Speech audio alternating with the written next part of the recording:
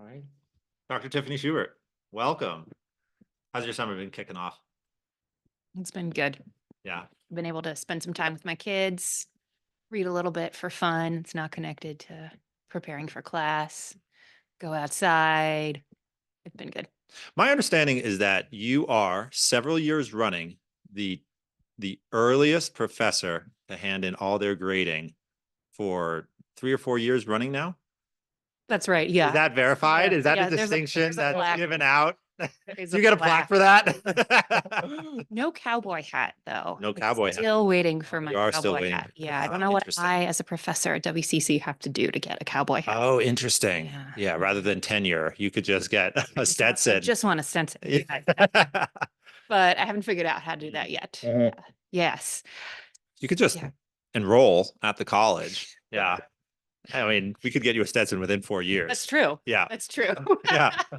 They might even let you pass the classes that you've taught. So maybe 3. Oh, that's right. Yeah, yeah, that's right. I might be able to get out of writing. You might be able to get out of If it. Just, I grade my own essays. yeah, exactly. Right. Easy A. Yeah. That's right. Yeah. You're like 10 minutes after you read it. Okay, yep. Yeah, exactly. Yeah. That's right. So, Yeah. So I worked in the writing lab at the University of Dallas in grad school, and we had students who would sign up for 30-minute sessions, and they'd come in and they'd bring a paper in varying states of completedness or lack thereof, and you'd have to read it, assess it, give feedback, in 30 minutes, and I would work for 4-hour chunks, 5-hour This chunks. was like the ER for essays. That's right. It was the triage. Yeah. Yeah. Right. Yeah. And some of them were going right back out the door. Like, yeah, I mean, and sometimes they would tell the student, well, basically you need to change everything, right? You need to change your thesis is pretty weak. You don't have any evidence.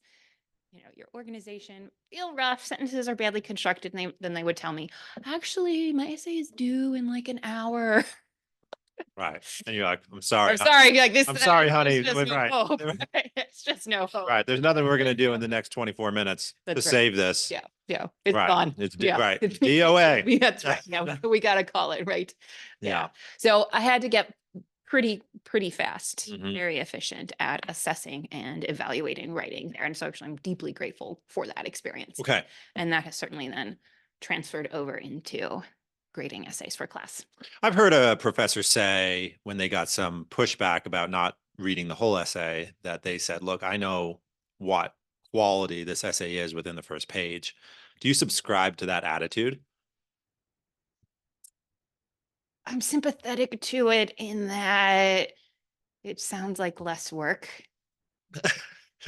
And It's aren't on the they dark- usually right? I mean, have you the ever dark seen an days. essay have like dramatic improvement on the second paragraph? Well, sometimes, yeah, it's true that you can generally assess an essay in the first couple of paragraphs in terms Okay. of like grades. Mm. But sometimes, you discover something that's really good on the second page. Okay. Not necessarily that'll change the grade. But think, oh, that was a good sentence. Yeah. Maybe that was the only good sentence in this really pretty mediocre essay, but nevertheless, that was a good sentence. Right. And you could circle that and be like, And do you can- more of exactly. that. That's right. Yeah. Right. You did a good job here. What made you do good here? Yeah. I don't know what, Right. right. What was the magic? Yeah, right. going That was on? when my friend was helping me out. Like, oh, yeah, That's right. Yeah.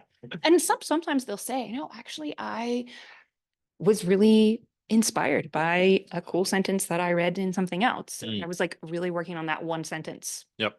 And like, that's great. So Yep. keep doing that. Keep doing that. Yeah, I think as a writing teacher, I feel I have a responsibility, I guess, to read the whole thing and give feedback on it. So it's a sort of different relationship I think I have with student writing maybe than other professors, where they're more focused on, okay, are you mastering the content? Are you understanding the content? Which is what I'm concerned with, but also how are you writing and how could you become a better writer? So giving feedback on how you could become a better writer. Do students like always read the feedback or pay attention Absorb to the it or feedback, absorb the feedback? I don't know. Right. Sometimes no. Yeah. Yeah. I think Was it Flannery O'Connor who said, and I'm going to butcher the quote, but I believe she said something like, it is in the revision of your writing that you find your voice. Have you ever run across that, and do you feel that it's accurate? Yeah. No, I think that's really true. Yeah, I don't know if that's O'Connor. It Okay. sounds like maybe something that she would say. Okay. Yeah. Hmm. It's actually one of the hardest things to convince students to actually do Mm, is revision, and also what it means to revise. okay. Sometimes there's this sense that revision means just a real quick glancing through your essay to make sure that your commas are all in place. Mm. Though having an essay with commas all in place is a rare unicorn. Mm. Dream of. You can assume they're not. I can assume they're not. That's right. Yeah. Sometimes I despair. I think maybe I should just give up teaching punctuation. Like, does it matter? I don't know. Right. I don't know. Maybe not. Maybe not. I remember a student friend of mine, and this was when we were both in college, and she described how she placed commas when she got the comma itch. And I thought that sounded like, is this itch a disease? Because clearly the results are catastrophic, like the comma itch, like what happened? So That describes a lot of that is okay. a lot of Yeah. student usage of the Right. comma. Yeah. Yeah. I guess maybe I'll just sprinkle it here. Just, Not just a fine dusting. a fine dusting. Right. Yeah. Right. Pixie dust. Good, a skilled author, you have an intuitive sense of how to use it, but most Yeah. students don't, and so then it's just very confusing. Hmm. But yes, a lot of students, or yes, young writers, think of revision as that kind of really proofreading, Which it's not. but it's not, right? It's more. revision. It's Yeah. a re-seeing of the thing that you have just done. Okay. You know? Yeah. A lot of times, students, young writers, I should probably just say that, in general, I was a young writer at one point as well, and I thought you had to get it done perfectly at the beginning. Mm. And I can remember just sitting at, a screen as an undergrad, and nothing would come, or a couple of sentences, and it would be, 6 hours later, and I'd have like something, but not much. And it was just, right, it was so agonizing. And it was really coming to understand that first stab at something was not the final version, was not perfection, was really just generating material, getting it out there, and then going back and really reshaping, reseeing, crafting, Mm. and discovering the thing that I had written, or the things that were good about what I had written, and discarding the bad or the unnecessary, or that. Yeah, sometimes the unnecessary includes things that are actually quite articulate That's right. or well written, and it can be a bit of a heartbreak to say these 3 sentences are really nailing it, but I'm gonna have to put it in some other file, maybe use it for something else in the future, but it doesn't belong here, as good as it is. Yeah, you have to develop a kind of ruthlessness Mm. towards your own writing. Like, sometimes you have to like kill the baby, because it feels like your baby, right? You've written it, you've created it. There was nothing on the blank page at one point, and now there is a something, but now you have to, right? You have to get rid of it, and it might be good, but it might not be the thing Mm. for this Right. for this paper, right? For this essay. And that's the same, I think for a poet, or a novelist as well. This is a great dialogue, but it doesn't really fit in this story Mhm. that I'm writing here. Yeah. Or what a beautiful metaphor image, but it doesn't really work in this poem. Mhm. So much Yeah. of writing is thinking about not just the little bits and pieces and the parts, but the whole Yeah. of it. For me personally, that struck me when I compared it to woodworking. And in woodworking, when you're ever doing glue ups or different types of assemblies, you're constantly adding pieces of wood, some of which are only there to absorb the momentum of the blade as it passes over a table saw or something else. Like, it's just there to get cut, right? And I remember in my own writing realizing that sometimes you have to overwrite, you have to add too much, you have to flesh out a thought and then boil that down to one sentence and discard the rest, as good as it might be. Yeah, and I think in my various Google files, which of course are hopelessly disorganized, I have all sorts of sort of vestigial paragraphs here and there, and I think it's essential. And there's something psychologically reassuring about knowing that those vestigial paragraphs exist. Yeah. I will do that as well. Mhm. Realize, oh, I'm so attached to this chunk of writing here. I Mm. think it's really good, but yeah, it just doesn't work here. Right. But if I know that it at least exists in reality, Right. and Right. if ever there's the off chance that I might want, And I'm writing something on the exact same topic. Yeah. that's what that paragraph is. Right. I'm gonna go grab it from its sunset existence. Actually, yeah, Oh, really? not, Oh, not yeah. very often. Yeah, to be clear, but every once in a while, yeah, it will Yeah. actually happen. Yeah. Like, oh, okay, yes, it does serve a purpose. Mm. But yeah, I think that's right. You just have to generate excess Mm. in a way, and not worry about whether or not that excess is fitting and perfect at the beginning. And then so much of the real art is that really is an act of discernment and Mhm. judgment. I mean, it takes a kind of prudence to Mhm. say, this is what is necessary, right, for this circumstance, right, Mhm. for this audience, Mm. for this topic. Right. This is why I think page limits, word limits, as annoying as they can be, are actually really good for you as a writer. People to say, okay, in 4 pages, 8 pages, 20 pages, 40 pages, can I say something meaningful, substantial, beautiful, moving, insightful, Memorable. memorable? Mm. Yeah, Yeah. that's right. Yeah. Yeah, and I know it's certainly been very good for my writing. I'll go back to a piece of writing and I'm trying to trim it down, let's say for a conference, and Mm. I have to get something that's probably 25, 30 minutes worth of material down to 15 or 20 minutes, and I think, oh, impossible, it's all so good, unnecessary, and I've explained everything fully, and the reader needs to know it all. I go back and I realize, no, that was repetitive, that was redundant, too many adjectives here, they didn't need it. Hmm. This quote was too long, Mm. there was extra stuff in this Right. We're quote getting that into the didn't need. weeds. We're getting into the weeds. Yes. So it's just a really good aesthetic kind of discipline for a writer. Right. And I Right. imagine for any kind of artist too.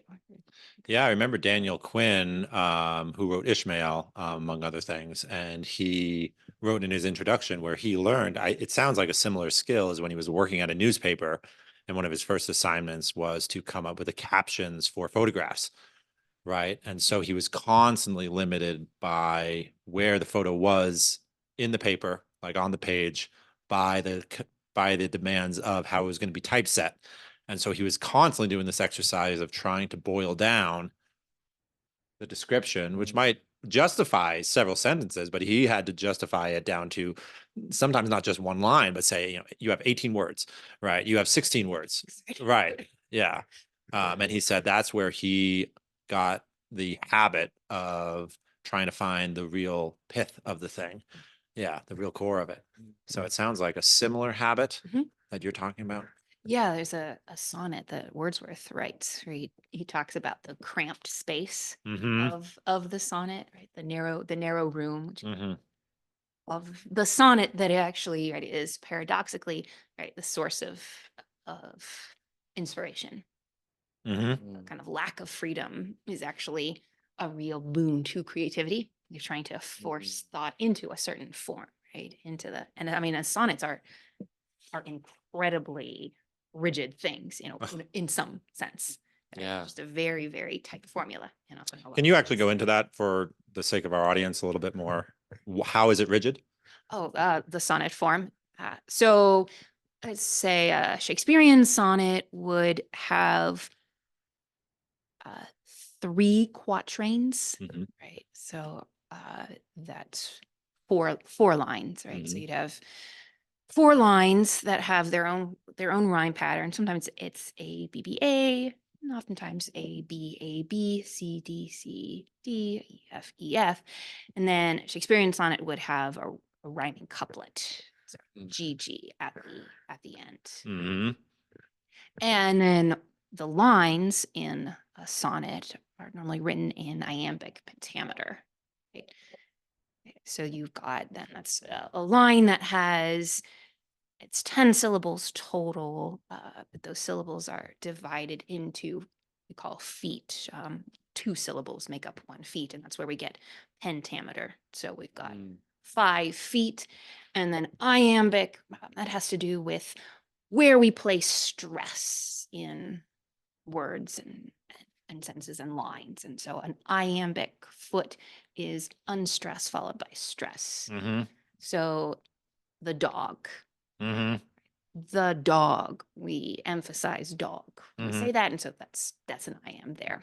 Yep. And so a poet who's writing a sonnet is writing in iambic pentameter with the rhyme scheme and the quatrains and and that couplet at the end. There's Okay. also a Petrarchan sonnet, which works somewhat differently, which is divided into an octave and a sestet. Right, so there's eight lines that have the rhyme scheme, and then you have the volta at the 9th line, which is the turn, and then you have the sestet, which is the final 6 lines. Okay. So it's another way of dividing and organizing a sonnet. Okay. And some poets will kind of play with both and do sort of a blend and do their own thing. And as we move forward into the 18th, 19th, 20th century, we're getting kind of looser sonnets. Yep. Yeah, looser sonnet structure. But Yeah. still, it's kind of in a lot of ways the pinnacle of English poetry.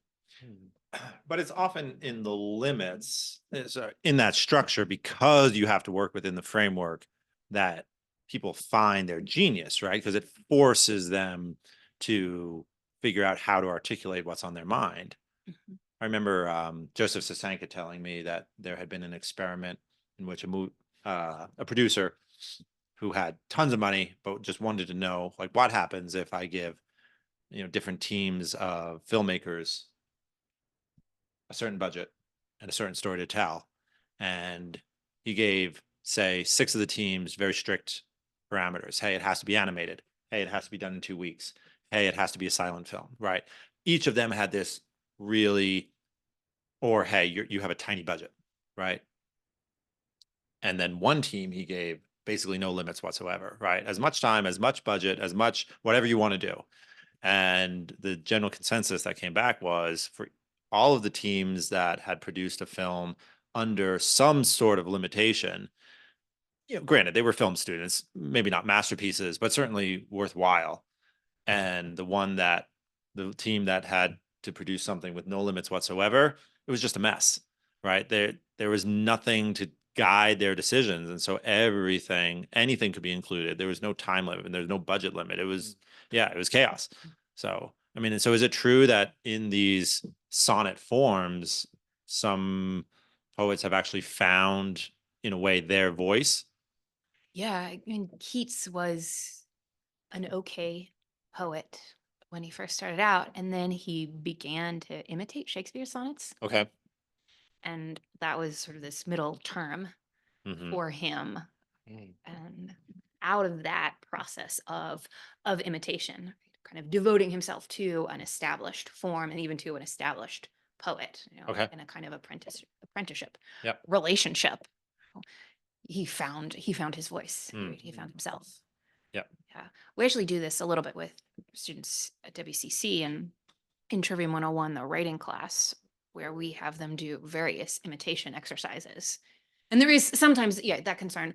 Well, but I was told that writing was about finding my own voice, my own unique voice, Right. kind of a thing. There is a great deal of truth to that, but you find your own voice by actually imitating the voices of others Mm-hmm. and seeing how they do the incredible things that they do. Right? And you acquire these skills that then you can put your own spin on. Okay. Right. In the end. Yep. Now, does that mean all of our students or anybody who imitates anybody great will become become Keats? No. Mm. But it almost always makes them better than they were. Mm-hmm. Right? That they can kind of imitate their way into, right, a kind of greatness. Yeah. Kind of kind of competence, even a kind of beauty that they weren't actually capable of Mm-hmm. on their own. Mm. By fitting yourself into this pre-established form, right, in a way. And those pre-established forms can become really, rigid and incredibly constricting.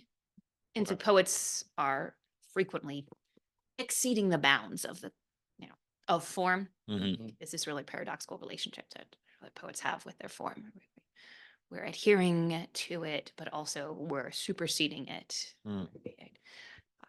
But that's the mark of a great poet. Is that ability Is that to ability. surpass their own medium? Or yeah, you work within the medium, but you are not so slavishly devoted to the externals of the medium Mhm. that you sacrifice the interior thing that you're trying to do or say. Who would be a good example of that, do you think? I mean, someone like Wordsworth or Keats or Shelley even. Mhm. So we memorize poetry in class students, and one of the works we do is Shelley's Ozymandias. Mm. Oh yeah. Yeah, sure you Wow. don't know it now. Yeah, it's a great poem. It's super, super fun to memorize and recite. And yeah, Mm. dark and broody. Yeah. Like, Yeah. it's very, very romantic. It's very Shelley. It is a sonnet, but Shelley's really not constricting and confining himself to the normal rhyme scheme, Okay. right? That a Shakespearean sonnet, right, or even a Petrarchan sonnet would sort of demand. He wants something a little bit looser, a little bit more like speech, a little bit more, well, in a way, kind of more ominous, because the rhyme is less present, right? It's much more muted there, and it works really well for what he's trying to do in that particular poem. Actually, that is a good example, because he wrote that poem in kind of a poetry competition with a friend Hmm. whose name is escaping me. Horace Green? John Green? I don't know. Anyways, don't remember his name. But he wrote a sonnet as well about the statue of Ramses II that Mhm. was coming to England, or had come to England, and they decided that they were going to have a poetry off. And Shelley's friend writes this sonnet, and I always bring it into class, kind of show students. And it's fine, Mm. but it's so regular, right? Like, it's just So paint by numbers. iambic pentameter, and the rhyme scheme is so, it's paint by numbers. You think, and then you compare that to Shelley's, and it's just, no contest, Yeah. right? It's by far the superior poem, right? Mm. And you don't need to be an expert in poetry to intuitively sense Yeah, that one. that one is, yeah, that's right. Yeah, Right. yeah. Which one am I sort of like- muttering back to myself afterwards, Yeah, there's always like one or two students like, oh, I kind of like it, but for the most part, they're like, oh no, Shelley's is so much better. Perhaps it's better that we don't know the name of the poor other Maybe. who's getting Yeah. lambasted here in 2024 in land of Wyoming. Yeah. Cancel, Yeah, getting canceled here at the fireside. Goodness gracious. That's right. Well, one thing I've been really curious to pick your brain on is you teach writing, of course, but you also teach literature at the college. And I don't know that you and I have discussed it at length before, but I remember one of my own teachers, Sean Lewis, wonderful professor and my thesis advisor. Shout out to Sean Lewis. He talk about a guy who made you constantly rewrite stuff and revise and revise and revise. And I know it helped my writing immensely. But one time he was asked to explain literature and why we study it. And one point he brought up was the ethical training or the ethical example that literature can give us, right? By reading stories, even novels, right? Like presumably a wise author can show human nature, human flaws, human virtues in a way that we can learn from and imitate. And I remember thinking that this was a great way to sell people on literature generally and the liberal arts more generally. But I remember thinking, is that really why we study literature? Is that the primary reason? Is this why we should study literature? What are your thoughts? Yeah, I don't really like the ethical justification or I don't really like the ethical justification, maybe in isolation, Hmm. which is often how it's presented. This is the reason. Hmm. Mic drop. We're done. That's end of Right. conversation. And I don't like it for a couple of reasons. I suppose, I mean, the main one I think is it's really reductive. That Mm. I would go to a story and ask of it, okay, what moral lesson do you want to teach me such that I can improve my life? Which, again, is a question that some authors are wrestling with, or presenting Hmm. to us visions of how we ought to live our life. But literature was like, there's no rules for what literature is about. Okay. Mm. And here I'm drawing on some of the work of scholars that we actually use in our writing class. There's this great little book called This Thing Called Literature, and they talk about how the fact that literature can be about anything and everything. Hmm. And that includes the ethical dimension. That includes how we ought to act and how we shouldn't act as human beings. But anything and everything that pertains to what it is to be human is on the table. Right? And we are fundamentally interested in ourselves. Very true. Right. We sit around and we talk to each other Hmm. about ourselves or about other human beings and what other human beings did or thought or wrote or created, or Right. we're endlessly fascinated by that.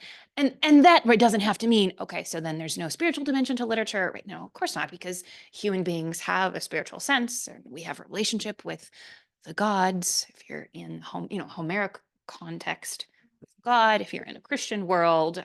So nothing is off limits Hmm. in literature. And so I think that the ethical, right, is one aspect of it, but I suppose I prefer to think about, right, like the metaphysical, right, or the ontological, the revelation of being that a story or a poem, a play brings to us. What does it reveal to us about what it means to be alive, what it means to be human, even sometimes what it means to be dead, or what it means to confront death. That's something the Greeks are wrestling with in the Homeric epics, and then Yeah. the Aeneid picks that up. Right. Yeah, right. I mean, that's Achilles, that thwarted divinity, thwarted immortality in Achilles, that wrestling with the inexorable nature of death, Mm-hmm. the inescapable nature of death. Like, he's going to die, Mm-hmm. and it doesn't, in a sense, matter if he is a great, courageous, honorable warrior or a coward. Death is coming. When Mm. and that's it's hard to exactly, like, put that into kind of the ethical. Okay, well, and so then what does it mean to live or not live? Right? I think there is that in the Iliad. Right? There is this sense that the anger of Achilles is justified, profoundly justified. Agamemnon is a jerk and like totally in the wrong, and Achilles outraged, right, not just at the way that Agamemnon has treated him, but also that sense that he should be immortal but is not, right? This sort of rage against mortality is justified, and yet his anger becomes toxic. Right? It does become. He talks about it as, or he calls himself, a dead weight on the land, and I haven't been there for my friends. So there is that sense, that dimension in Homer, Mm-hmm. of that kind of the ethical, the revelation that even just anger can become something we can't control, Mm-hmm. or can become something that's really profoundly destructive.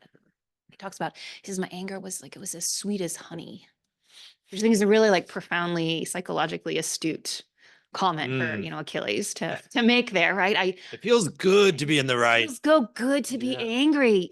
You think, yeah, it does, doesn't it? And again, and he has so many. He has a just reason to be angry, but the sweetness of the anger has become so destructive. Mm-hmm. I mean, leading to the death of Patroclus. Mm-hmm. So yes, there is that. We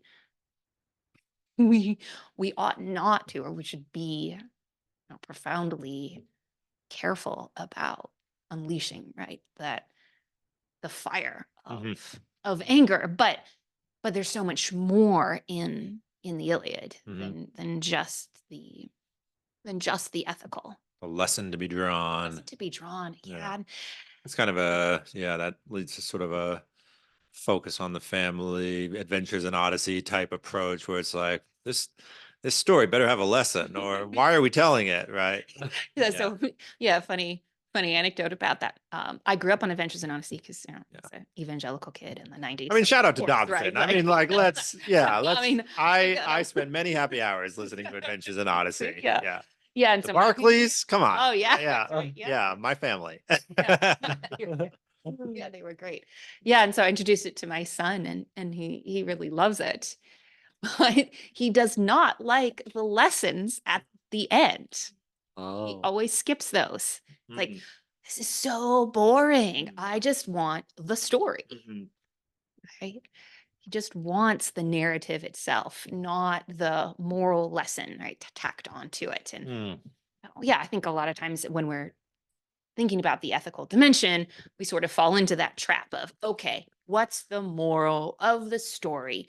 Right. Which one of the problems with that, in addition to, kind of reducing literature to ethical and overlooking the ontological, right, is that you're actually not really engaging with the story as story, right? Or the poem as poem, kind of really actually revealing your desire to just have some kind of moral summary.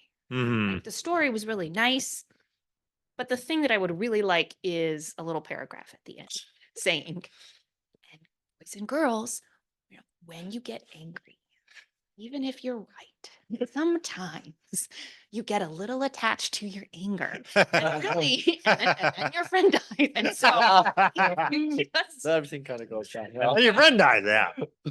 actually, yeah, the Iliad could work as one of those like old-fashioned children's stories where they're just trying to scare the kids into behaving well. Right. Right. Yeah. Yeah. Don't get angry or your best friend will die. Right. Yeah. Yeah. Right. Bunch of fourth graders reading how. Yeah. Yeah. And then the spear sliced through his cheek, displacing the bones and the teeth until it ruptured out the other side. And you got fourth graders. And then his eyeball rolled No. in dirt. Yeah. Right. No, actually, sorry, I even half take that back because in my experience, most young children are very comfortable with violence in stories. I mean, they seem to basically take it in stride. Yeah. So yeah, we sort of have this yeah. Yeah.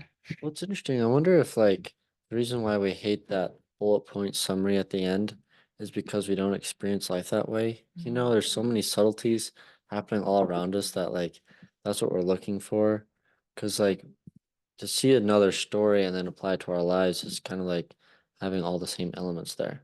So if you kind of just, bring it down to just like the meat and bones, it's like, well, is this really the right way to understand it, or am I missing something? Right. I don't know. Maybe that's the question. Is like maybe we feel like we're missing the true understanding of the story without the story itself. Mhm. Yeah. I think that makes a lot of sense. It also does account for the attractiveness of the summary because life is so complicated. Yeah. Mm-hmm. And sometimes that's just exhausting. And we long for straightforwardness and simplicity. And so having a story like, yeah, with a moral appended to it. Yeah. Okay, here, this makes sense, right? Yeah. There's order and I know it. But yeah, the great stories are always reminding us of the complexity of reality, of what it is to be human, which is saying an extremely complex thing. Mhm. And so, yeah, if we really are consulting our experience, those summaries do feel so false to the way that we experience reality. And that is part of what draws us to the stories, because the great stories get so much of reality in them. You think, yeah, this is what it is to be human. I felt that. Yeah, I felt that. I've seen that. Or I've been pulled in many different directions. Like Hmm. Achilles kick right now, but I can see the value of the great noble splendid, heroic path, but also there's a real appeal in just going home and being with your family Mm. and your son and your wife and living to a ripe old age and dying, and maybe nobody remembers you, but that was a really good thing. But but going out in a blaze of glory is also there's Yeah. also something about that that really speaks to us, right? And Mhm. so just that experience of being pulled in so many different directions. Right. That was just it's such a human thing. I think that's That sense of simultaneous contradictory desires. Right. yeah. Which Well, just do what you want. I don't know what I want. Yeah. yeah, my son was actually just experiencing this on a much smaller scale than Achilles, but with swim lessons. Right. Mom, I feel like on the one hand, I don't want to go to swim lessons because it's a lot of work. But on the other hand, in the summer, it's hot and maybe I would want to be cool. And I don't know what to do. It was like, I think you're experiencing kind of like, inner conflict here. Like, Right, what is right. that? I'm You gonna know? want to. I'm going to want to know how to swim. Yeah. But right now, the path to get there Yeah. is inconvenient, Inconvenient. painful, Mhm. and boring. Yeah. But then on the other hand, part of it is kind of pleasant. Getting in the water, right, and relieving myself of the heat is pleasant. So just that mix, like the muddle Hmm. of what it is to be human. Mhm. Oh, yeah, and I think stories just have this ability to accrue to themselves so many levels of meaning and so many levels of human experience. Right. Yeah. I wonder if the ethical training bit, I mean, having spent so many years in admissions for liberal arts schools, it seems to me that there was always this effort to figure out ways to make the liberal arts appeal, particularly to parents who had not themselves been given a liberal arts education. So you have to sort of massage it into something that a parent will say, okay, yeah, I'll sign up my kid for that and then pay for it. Right. And so you ended up, oh, critical thinking. The liberal arts is good for critical thinking. Oh, literature is good because it teaches us how to live a good life without having to go through all the mistakes and agonies of a life that is lived poorly. Right. So I just wonder if it's just another part of that essentially desperate marketing campaign for the liberal arts. Right. I think that was a huge factor in the 90s and 2000s. Yeah, I mean, and so many of the classical schools, right? Mhm. Almost like an education in virtue, Mhm. which is good. Like we need virtue. Virtue is great. It is essential, and classically, historically, has been part of the liberal arts and Mm. of that kind of education of the person. But generally, I mean, it's the kind of the end product, which sounds very capitalistic and utilitarian. Mm. The end, the consummation, I don't know, of a liberal education is kind of differed in different ages. Right? In the classical period, is contested. Do we want to make philosophers? Do we want to make orators? Like Plato and Aristotle, I see liberal education as kind of culminating in the philosopher. Okay. We move into the early Middle Ages, and then it becomes okay. What we're really thinking about is the priest and actually the interpretation and the reading of scripture. Okay. So you get early medieval justifications for the liberal arts, like you need to learn the quadrivium so that you can understand the use of numbers in scripture. Mm. Right, is the justification, which is it's really fascinating. And then you get into kind of the high Middle Ages, and we start to get more of the sense of the theologian philosopher is the pinnacle of liberal education. That's what we're looking for. Okay. And the Renaissance gives us, in a way, kind of return to the classical orator, rhetor, Mhm. the man who is engaged in the civic life. Okay. And so we have, it's a kind of jumbled inheritance that we Mhm. have, and some schools emphasize sort of one aspect more than the other. Some schools kind of blend them. WCC kind of tries to do a blend, as it does in so many in so many things. Yeah. But yeah, that kind of this virtue training seems more on we are aiming for the rhetor, the man, and in the ancient or Renaissance sense, that's a pretty elevated term. Probably for us, it's not super elevated anymore, but a statesman, the Mhm. man who has a profound and very deep and broad education, but is also engaged in the active life. Okay. The man who can guide the nation. The man who can guide the nation, who can guide the city, who can guide the family, guide himself. Mm. All of those things, which I Mhm. think is a part of liberal education.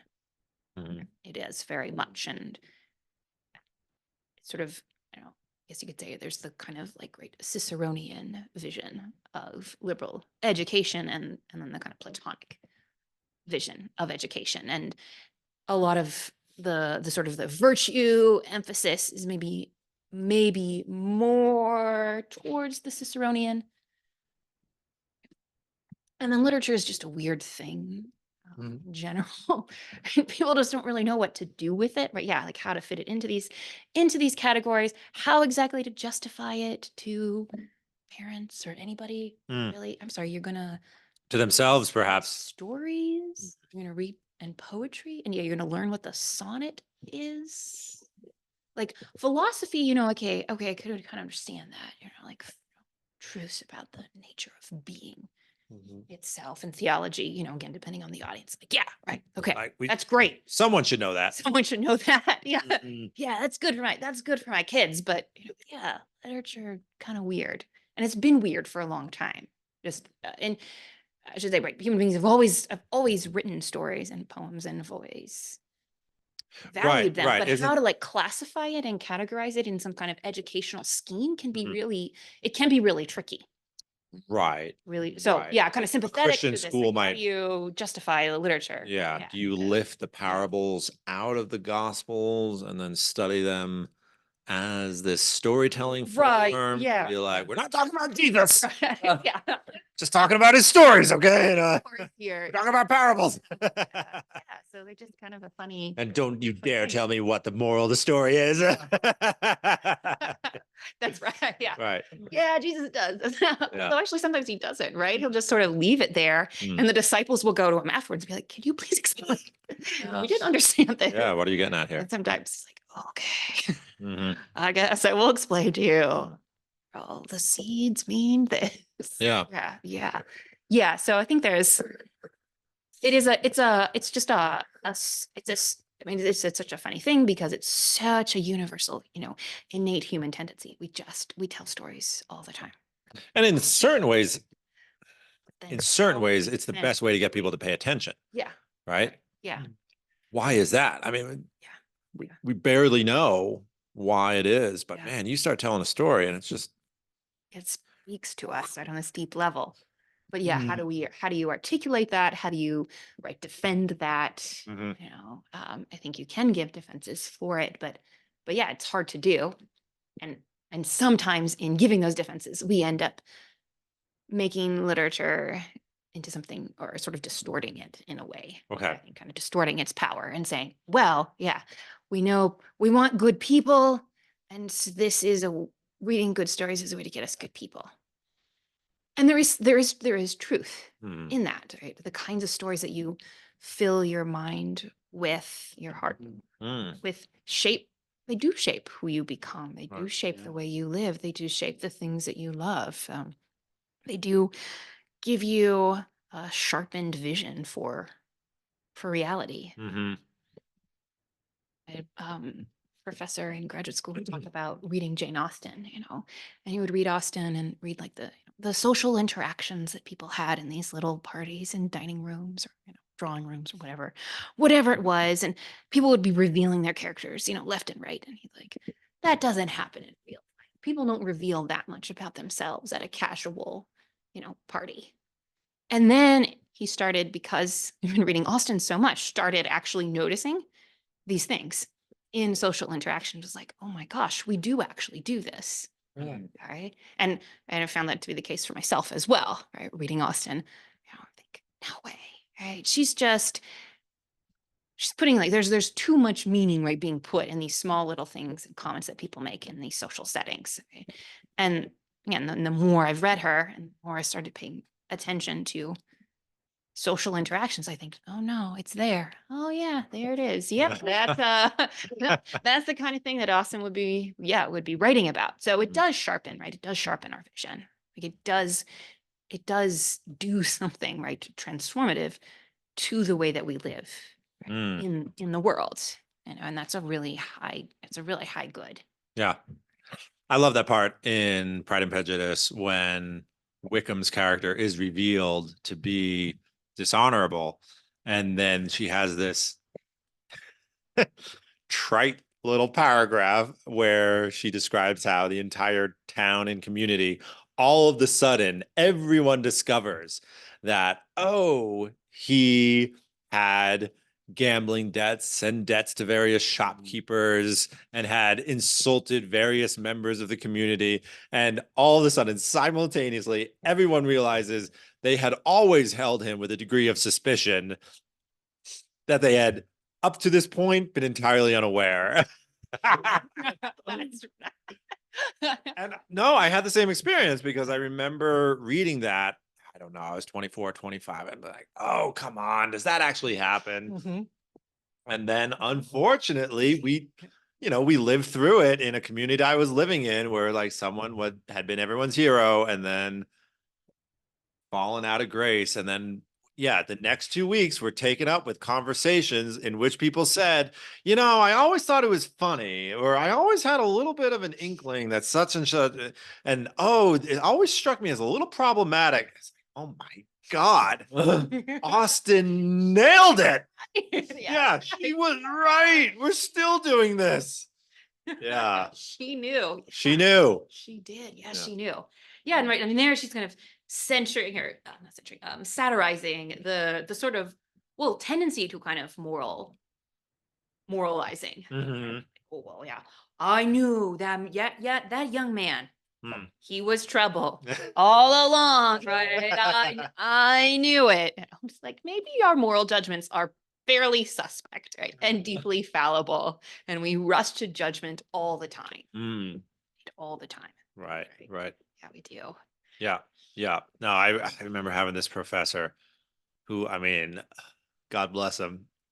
I shouldn't speak ill of the dead, but he had this habit of just trying to summarize your entire character after a 90-second conversation. Oh, like your personal character. Oh, yeah. I mean, he might do it to your face. I mean, Wow. in the last third of his life, he was very uninhibited about, the degree to which he spread around his opinions. And I will say, I mean, sometimes he had some genuine insights, but sometimes you were just like, you've talked to that person for 90 seconds. How do you know everything about them? So, but on the other hand, it is like you were saying a moment ago, it is true that people do reveal their characters in their conversation and in their actions. And so we are in fact constantly revealing our characters. Is it the totality in the first 90 seconds? I don't know if that's always true. So, yeah, Milan Kundera is a Czech novelist, and he has an essay about the novel. I think it's the depreciated legacy of Cervantes. And he talks about the lesson of the novel is just life is complicated. He says that's what the novel over and over and over again, reveals to us that life is complicated, right? And people are complicated. And it sounds simplistic. It sounds maybe in a way kind of akin to right, literature teaches us ethical lessons. That literature teaches us life is complicated, right? It's a sort of like convenient tag. But the more that I thought about it and just more that I read, there's really something there, and a continual revelation or insight into the complexity of reality, or the complexity, right, of other human beings is so is so essential for us Mm. because we do want to reduce others to these neat, tidy categories. Mm. And we all do it. And sometimes it's, useful and necessary. Right. Right. You have Right. to say, Nerd, yeah. jock, Right. Yeah. Safe, bimbo. Yeah. unsafe, Mm. trustworthy, not trustworthy, worthy of friendship, not worthy of friendship, right? Sometimes those categories are good, right, and necessary Hmm. for us just to like live in, Yeah. in the world. But yeah, then we so often fall into the error of thinking that category has encapsulated, right, the totality of that person, Mm. right? Right. Or the totality of what it means to be alive, Mm. just as a human being, in this world. And we miss the complexity. And that, complexity, Kandera doesn't really talk about it this way, but, I think you could think complexity is also just its richness, right? The richness of what it is to be a human, Mhm. the multi-levels that we operate Mm. in or on as human beings, right? And that's part of what makes us just so fascinating to ourselves. Right. Right? Yeah. Just think, wow, we are so weird, nuanced, and rich. We just want to keep kind of looking at who we are Mm. in ways. Yeah, I think literature just perpetually reminds us of that. Mm. I just taught Madame Bovary to our students here. Oh, wow. Yeah, I'm so glad.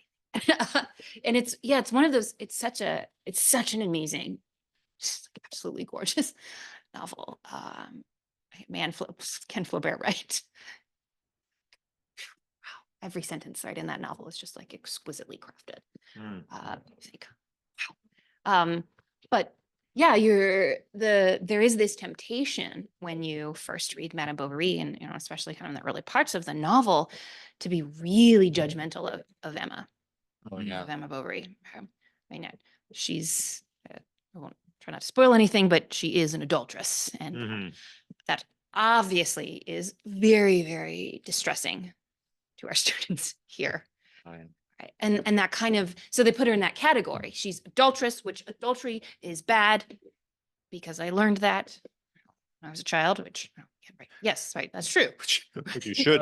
Right. That's That should be the lesson that's right. that you learn about adultery. Right. Don't. Bad. Right. Yeah. But then that can become such a barrier to actually entering into that novel. Mm. Right. Yeah. You didn't realize how complex Emma is. Right? Because if you just say it's bad, then you won't ask why it's bad sometimes. Yeah. Yeah. And but that's like what Flaubert trying to tell you is like why she went this way. And Yeah. that's the story. Yeah. And might I be Emma? Yeah. Right. I think if you categorize her as adulteress and bad, it becomes very easy to hold her at arm's length. And that's certainly not what Flaubert did as an artist. I mean, at times he's clearly making fun of Emma, and we're definitely meant to like laugh at her, and he's ironizing her delusions, her romanticism, and we do that as well as readers. But he identified with her, and we quite ought to also identify with her because, Emma's problem. No, it's not really about adultery in the end in that novel, No. right? It's really about the disjunction, the disharmony between what we want, what we aspire, what we dream of, our visions, our ideals, and what we actually get in this life. Mm. Right? And how do you live in a world which really is perpetually disappointing? Right? So we should be asking ourselves, in what ways are our own hearts Emma-esque? Right. Yeah. She really just, she's a kind of diagnosis. Mhm. The more I read that novel, the more I think, oh my God, Flaubert like gets the human condition. Like this is like one of those essential things, in what it means to be human. Like Homer gets the rage against mortality, right? That sense of there's something wrong, that we have to die. Mm. Right? And, and then Flaubert. We're too big for death. We're too big, right? Yeah, we're too big for death, right? But then we have to live in these boring, provincial French towns with our boring provincial doctor husband, or like life is just really boring. Yeah. Right? And really mundane and doesn't live up to the ecstasy and intoxication, right? And bliss and passion that Emma really longs for. And yeah, we don't, that's just what life is, right? Or does to us, right? So often. And so then what do you do with that? And Mm, I don't know that Flaubert gives us a really, really robust answer necessarily in that novel, but he raises the question, mm, right? He points to this aspect of what it is to be human, Yeah. is to have right dreams of beauty and dreams of the infinite. And again, yes, right, there is something absurd and ridiculous in Emma's dreams. Just like the perfect man should know everything, and he should be able to like hunt and ride horses and wear perfectly tailored suits and mm. be able to again to answer any question that she possibly could ever have. And her marriage life should just be like one unending plateau of intensity and passion. You think, okay, that's pretty ridiculous and silly. On the other hand, right, that desire for a life that transcends the limits of the boring and the mundane and the normal Mm, does speak to us. right. So not only should we be asking ourselves in what ways are we Emma-esque in that we are adulterous, so in our own souls, but in what ways should we be getting in touch with the fact that we do desire these greater Yeah. things than the routine of the day, Yeah. right? And so maybe there's actually a glint of the greatness in that we want something better than this sort of Yeah. mundane provincial French village life. Yeah. Yeah. Yeah. And again, right, you get into Emma's life and you think, yeah, I get it, girl. I would Yeah. also That's the be kind of bored too. right. I mean, that is the Also appeal bored. of our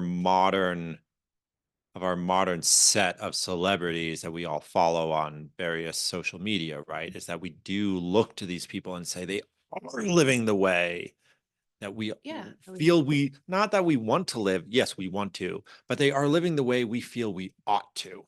Yeah. Like Mhm. they don't make time for laundry because they don't need to. Yeah. Right. Which laundry sucks. So yeah. All right, that's the title of this podcast. Yeah, that's the title of this episode. Laundry sucks. Yeah. Mm. Well, just the fact that you have to like do it all the time. Oh my It gosh. just Yeah. never ends. Yeah. But actually, I find it putting away is even worse, really. Mm. But I know. I'm that's- exercising futility. It's just coming right back right, out. exactly. Like, yeah, why? Yeah, right. Yeah, the cyclical futility of so many of our tasks. Mm. But on the other hand, and then novels are also warning us of, in fact, actually the potential danger of our own desire for greatness, Mm. that it could become destructive of actual life. Right? Our longing for something great, something beyond ourselves, for something ideal and perfect, can actually prevent us from living in the messiness, right, of this life Yeah. in a damaging way, like in a destructive way, where we sort of become so full of hatred or ennui, if you're Emma Bovary in French, because that's just what you do when you're French. You're just full of ennui, right? But so full of disgust for the concreteness, right, of this life, Mm.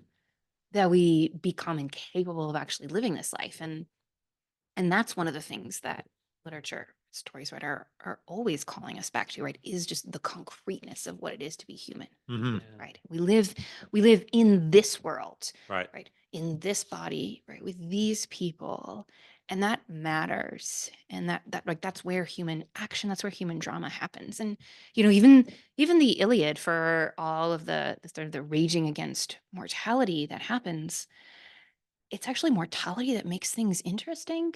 Mm. No, it's the fact that the human beings are going to die that gives spice to their choices, right, to their actions. If we were They're like, not reversible. they're not reversible, Mm. right? Yeah, like it's a kind of one and done thing. The gods, I mean, Aphrodite gets hurt. You're like, oh, right, poor baby.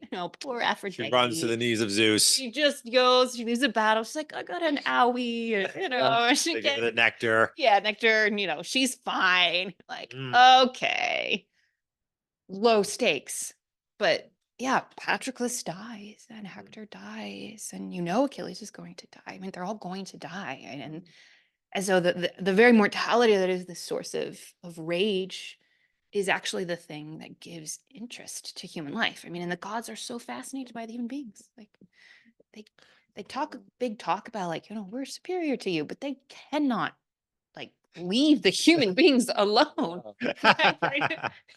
Just keep like, wow, Yeah, these interesting. right, This right. kind The of thing, right? overbearing gods. Yeah, we just can't help but get our Yeah. fingers in there, you know. Because human beings are, are interesting, right? The concreteness of our lives, even the finiteness of our lives gives us this, makes it piquant. And so I think, Mm. yeah. And so the poets are always reminding us of this, right? And there is this, yeah, because we do have this at times, right? This desire for, I think it's, is it John Crow Ransom? It's a Southern author who talks about the angelic imagination. Right? This sort of like, we would like to be like the angels, disembodied, having intuitive knowledge, basically, yeah, escaping the finite, limited, incarnate world, right? Where there is laundry. Yeah. Yeah, we would like to dwell in that realm, but there's something actually very false about that. It's not quite the same thing as, yeah, what we see on like social media, but there is a degree in which it kind of functions in that way, right? It is a sort of, there's something angelic about it, right? It's for us, those of us who are watching it, it seems kind of disembodied. Yeah, you don't have to do laundry.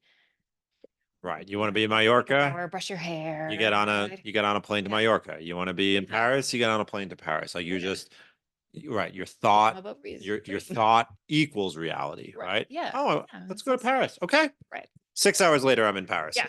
Yeah. Right. Mhm. That Right. sounds And the right. plane ride over, was fantastic. right. No children were screaming or throwing up. Right. Yeah. Right. I didn't have to go through security. Go through security and take my shoes off Right, and right. yeah, all the I was on my- mundaneness of I was of on my life. G6. Mhm. Yeah. Yeah.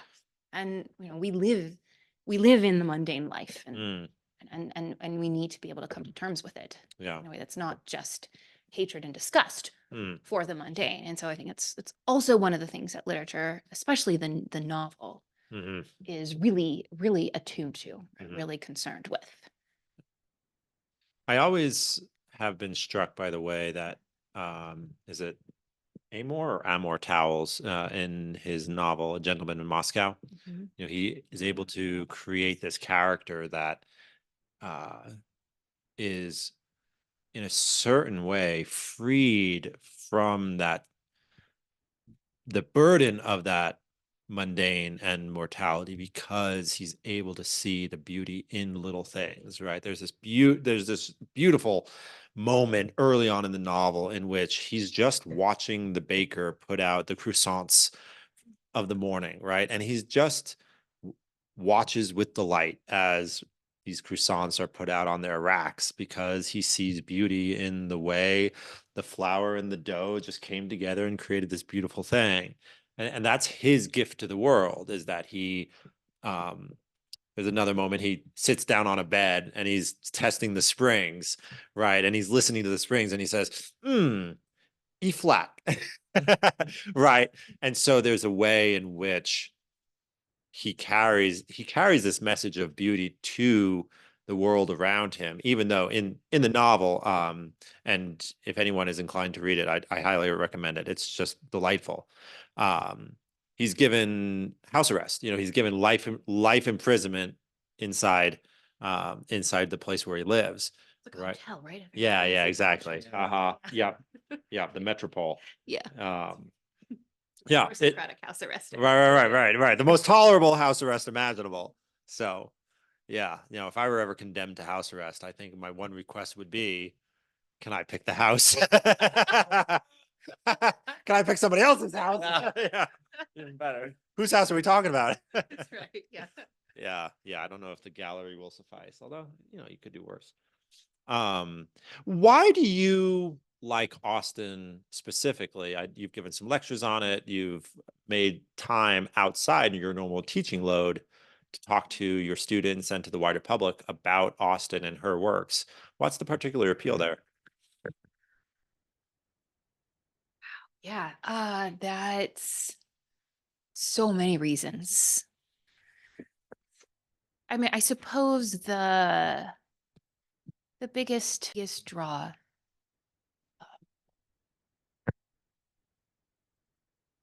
Gosh, I mean, I've loved her since I was a teenager. And that I don't know how to explain. I don't know what that was. What drew me to her at that point.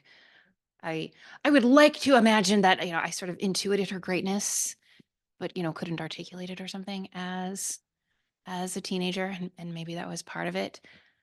I think her her sentences, her writing it's just, I mean, it's just incredible. It's elegant, it's economic, it's incisive, it's hilarious. She can, and so supple. Like what she can do with a single sentence is a marvel.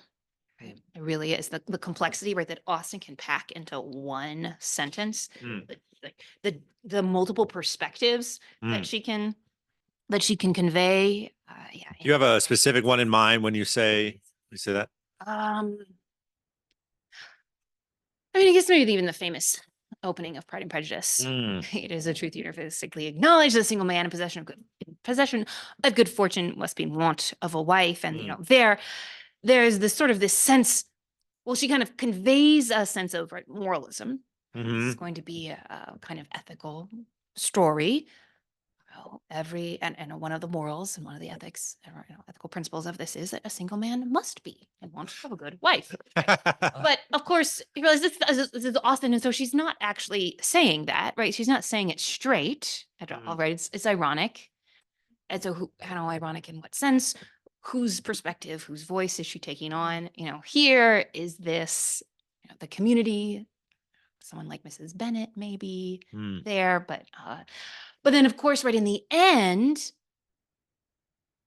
it does actually turn out that a single man in possession of good fortune is actually In want of a a wife. wife. Right. He actually is. Again, I can't take credit for this insight. Certainly, yeah, other Austen scholars have pointed this out. But right, that's an extraordinary thing for a single sentence to be able to do. And of course, you don't fully realize that one sentence does that until you've read the whole of the novel. You realize, oh yeah, Mr. Darcy is in possession of a good fortune. So is Mr. Bingley, and they are in want of a wife. Maybe not in the sense of they consciously come, Meryton to look for a wife. They're like on the marriage market in the way that maybe a Mrs. Bennet would want them to be, but that certainly, Darcy needs Elizabeth to be a good, virtuous person. Right? He is actually in want of a partner who will inspire him to be, a better man. Mm. Like, he is actually in want of that, right?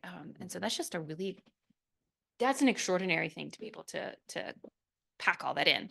Right. So, But at the same time, it's worth asking, how often is what's universally acknowledged actually a truth? right, exactly, yeah, right, and that kind of gets back Oh, to your Yeah. your earlier point about the community's opinions. Mhm. Right, what is the communal opinion on Darcy? Well, right, like I think for a couple of hours they think, oh, Darcy, he's very attractive, he has a lot of money, desirable, and then he's very rude and insulting at the ball, and so Mm. the town's opinion, the universal opinion, turns against him. Mhm. Right, and then yeah, everything with Wickham comes out, and so then everyone's like, oh well, yes, our universal opinion is that we always knew there was yeah. something very fishy, yeah, about Wickham. Yeah.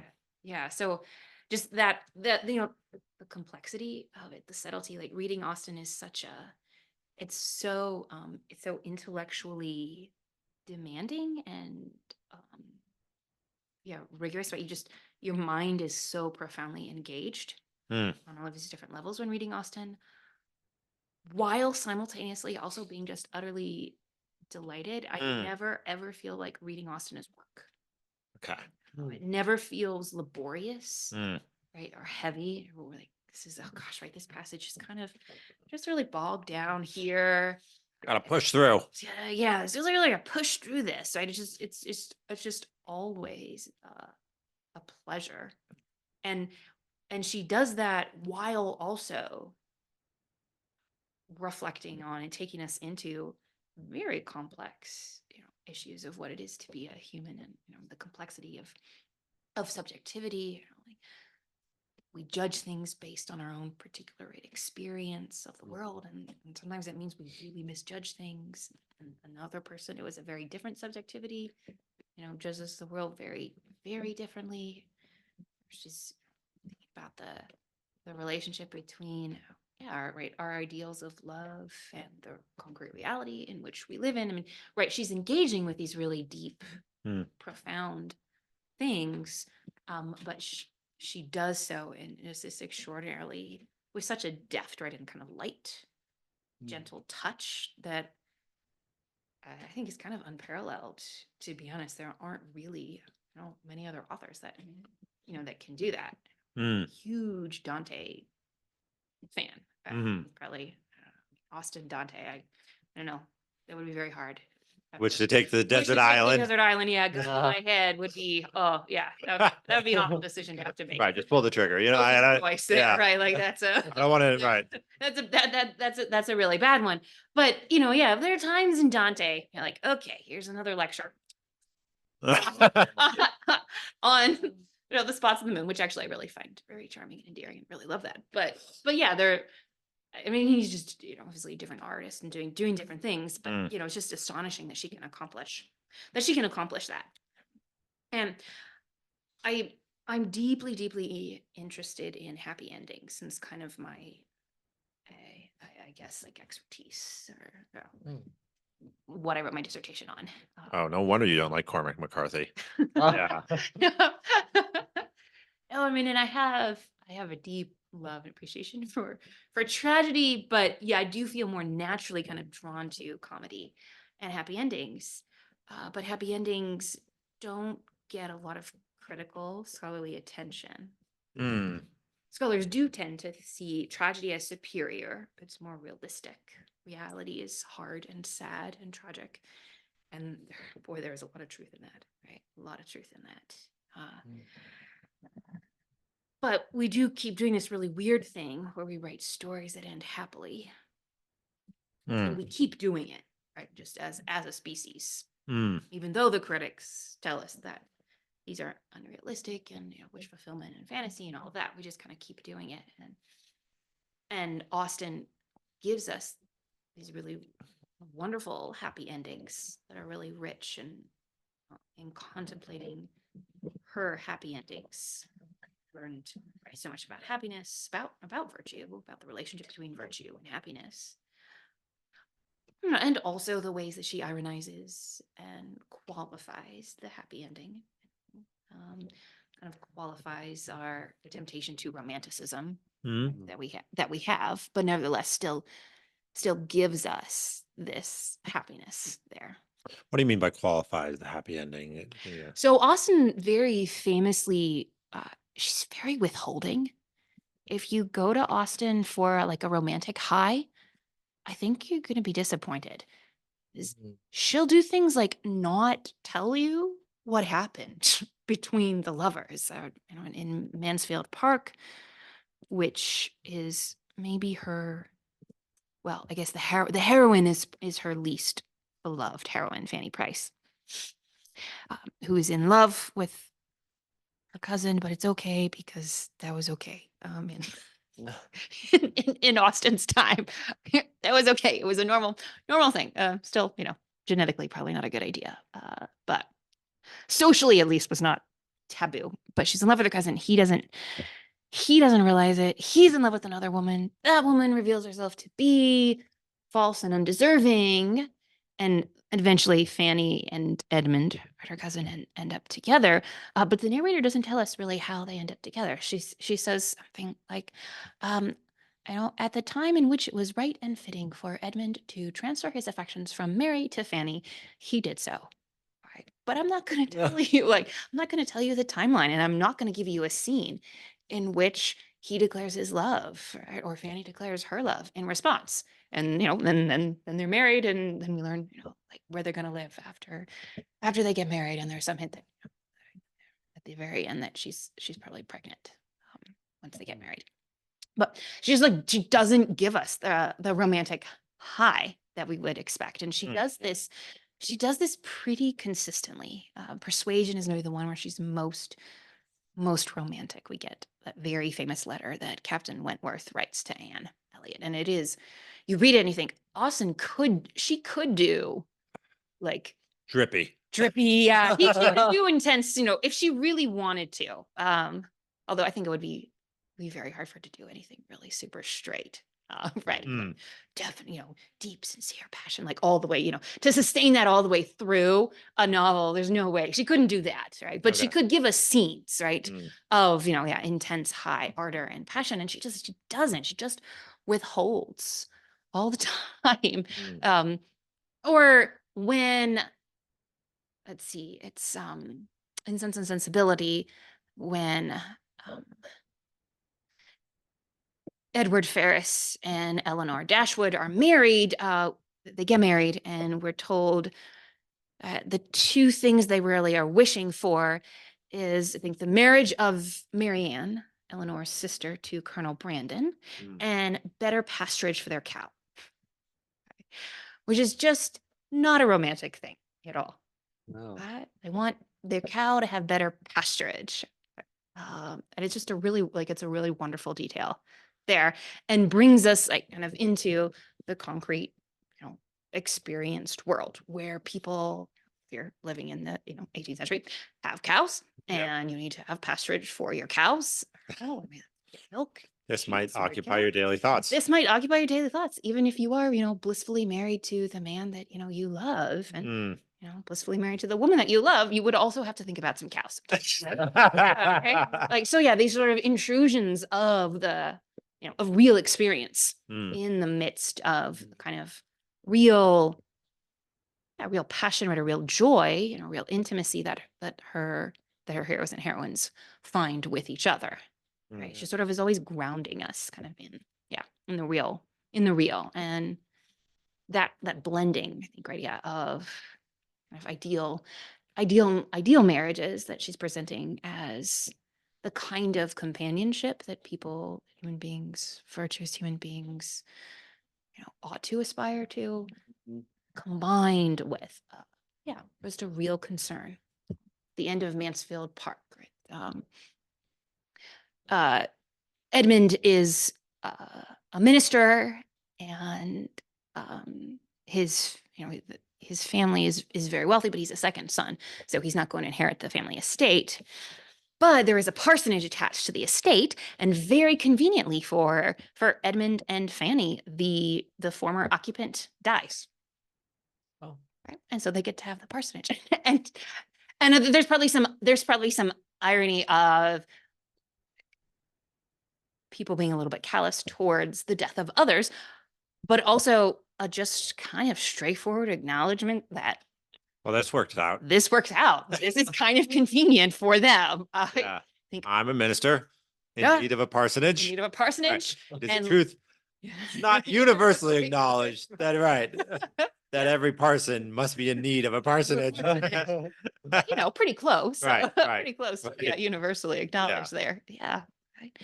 So you think, oh, Mm. okay, yeah, we're in the real world with Austen, and that kind of blend is really Right, great. right. She was someone who was aware that when someone dies, the first thought against your own intentions might be, well, what part of their inheritance am I going to get? Yeah. Right. Like Yeah. she was the sort of person who knew that is what happens Yeah, that's what inside human happens, yes. beings, even though they don't intend it. Yeah. Mhm. Right. Yeah. And just that, yeah, right. Death can be economically advantageous to some people. To their inheritors. Yeah, to their inheritors. Yeah. Yeah. And that does make her, I think that does make her sound kind of cruel and callous, and she's not cruel and callous. Sometimes she can be. Mm. She can be a little bit. Yeah, but and I don't think she is. And Fanny and Edmund aren't desiring the death of Dr. Grant. They're not, which you would get in a Dickens novel, or a Victorian novel. You would get the characters who are planning, hoping for the death of their very rich relative, and when he is ill, descending on his house and showing their worthiness as potential heirs by caring for him. This is actually a big part of George Eliot's Middlemarch. Mm. Right, relatives coming to the rich man's house, and we took care of you, so you better give us money, kind of thing. And that's not what Fanny and Edmund are doing Mm. there. All right. And also Dr. Grant is not a character anybody really particularly likes. I think he's a glutton, and he dies because he has like a series of really rich meals, like in a row, kind of. I mean, it's pretty savage. Yeah. He died humor doing what he there. loved. Yeah. Yeah. She definitely does slip into infernal comedy there, where Mm, kind of a black, sort of dark, a dark comedy a little bit. mm. But also that recognition that it is convenient for a young couple to have a house. Right. Yeah. Yep. Like, that is a convenient thing. They need somewhere to live. They need somewhere to They need live. somewhere to Yeah. live. Yeah. Yeah. Yeah. Yeah. Yeah. Yeah. It's funny because, you know, it's like definitely something that's overlooked, I think, when, you know, I guess in those more romantic novels that like, oh, it's all about just how they look at each other and how their life is now with being together without thinking that they both have to eat breakfast, you know, they both have to, you know, do the laundry, Mm. you know, like there's a lot of chores and Yeah. things they have to do together now, like, you know, like I think sometimes you even see it nowadays, like, you know, celebrities like Carrie Underwood, you know, she'll just post an image of like walking her dog. You know, everyone thinks of her just being on stage and this glamour queen, you know, and it's like, well, you know, yeah, she has a normal life too, you know, she wakes up, she goes to bed, you Yeah. know, and Yeah. Yeah. I think it brings a little bit of hope and peace to people too, when they have like the Jane Austen experience, you know, it's like, oh, so I don't have to have the Hollywood drama in order to have a good life with someone, you know. Mhm. Yeah. Like Yeah. that can be a part of it, but it doesn't have to be all of it. But Austin also recognizes that there can be life experiences that color and shape those very mundane things, right? That Mm-hmm. the marriage to a good person in a certain way, not I don't want to over make it too religious in tone, but marriage to the right person in a way redeems the mundane of having to go out and feed the chickens and write your correspondence and look after all the mundane affairs of the estate, right? And she contrasts this with, is it Charlotte in Pride and Prejudice? It's Charlotte who marries Mr. Collins, Mhm. right? And when members of you're right, when people go out to visit her, you realize, oh no, like yeah, for now, her chickens and her poultry and her Mhm. and the laundry, right? The charm of running her own home has not lost its appeal, but nonetheless, you get the sense of, oh, this thing is in a certain sense doomed, right? It's just as mundane as what everyone else has to do, but a bad marriage just kind of curses it, right? Yeah, I mean, you get the sense that a lot of Charlotte's energy is spent in just keeping her husband away from her. Oh, I think she says, is it the garden maybe that she tells Elizabeth? I I frequently encourage Mr. Collins to spend a lot of time out in his Right. And garden. this is or after something what, like like that. 90 days of Right, marriage or right, yeah, 6 yeah, months or so long. something? They haven't been very You're long, like, yeah. oh, honey. Encourage him to go. Right. Yes. wow. Yes, a lot of her time, yeah, is sort of occupied with that. But or getting a glimpse into Mr. and Mrs. Bennett's Mm. as well, where of course they're dealing with, the mundane things. Mrs. Bennet is dealing with, she has 5 daughters, and the state is entailed, right, to a male heir, Mr. Collins. So she has to get her daughters married. That is the business of her life. And Mr. Bennet is very mercurial, Mm. and very satirical.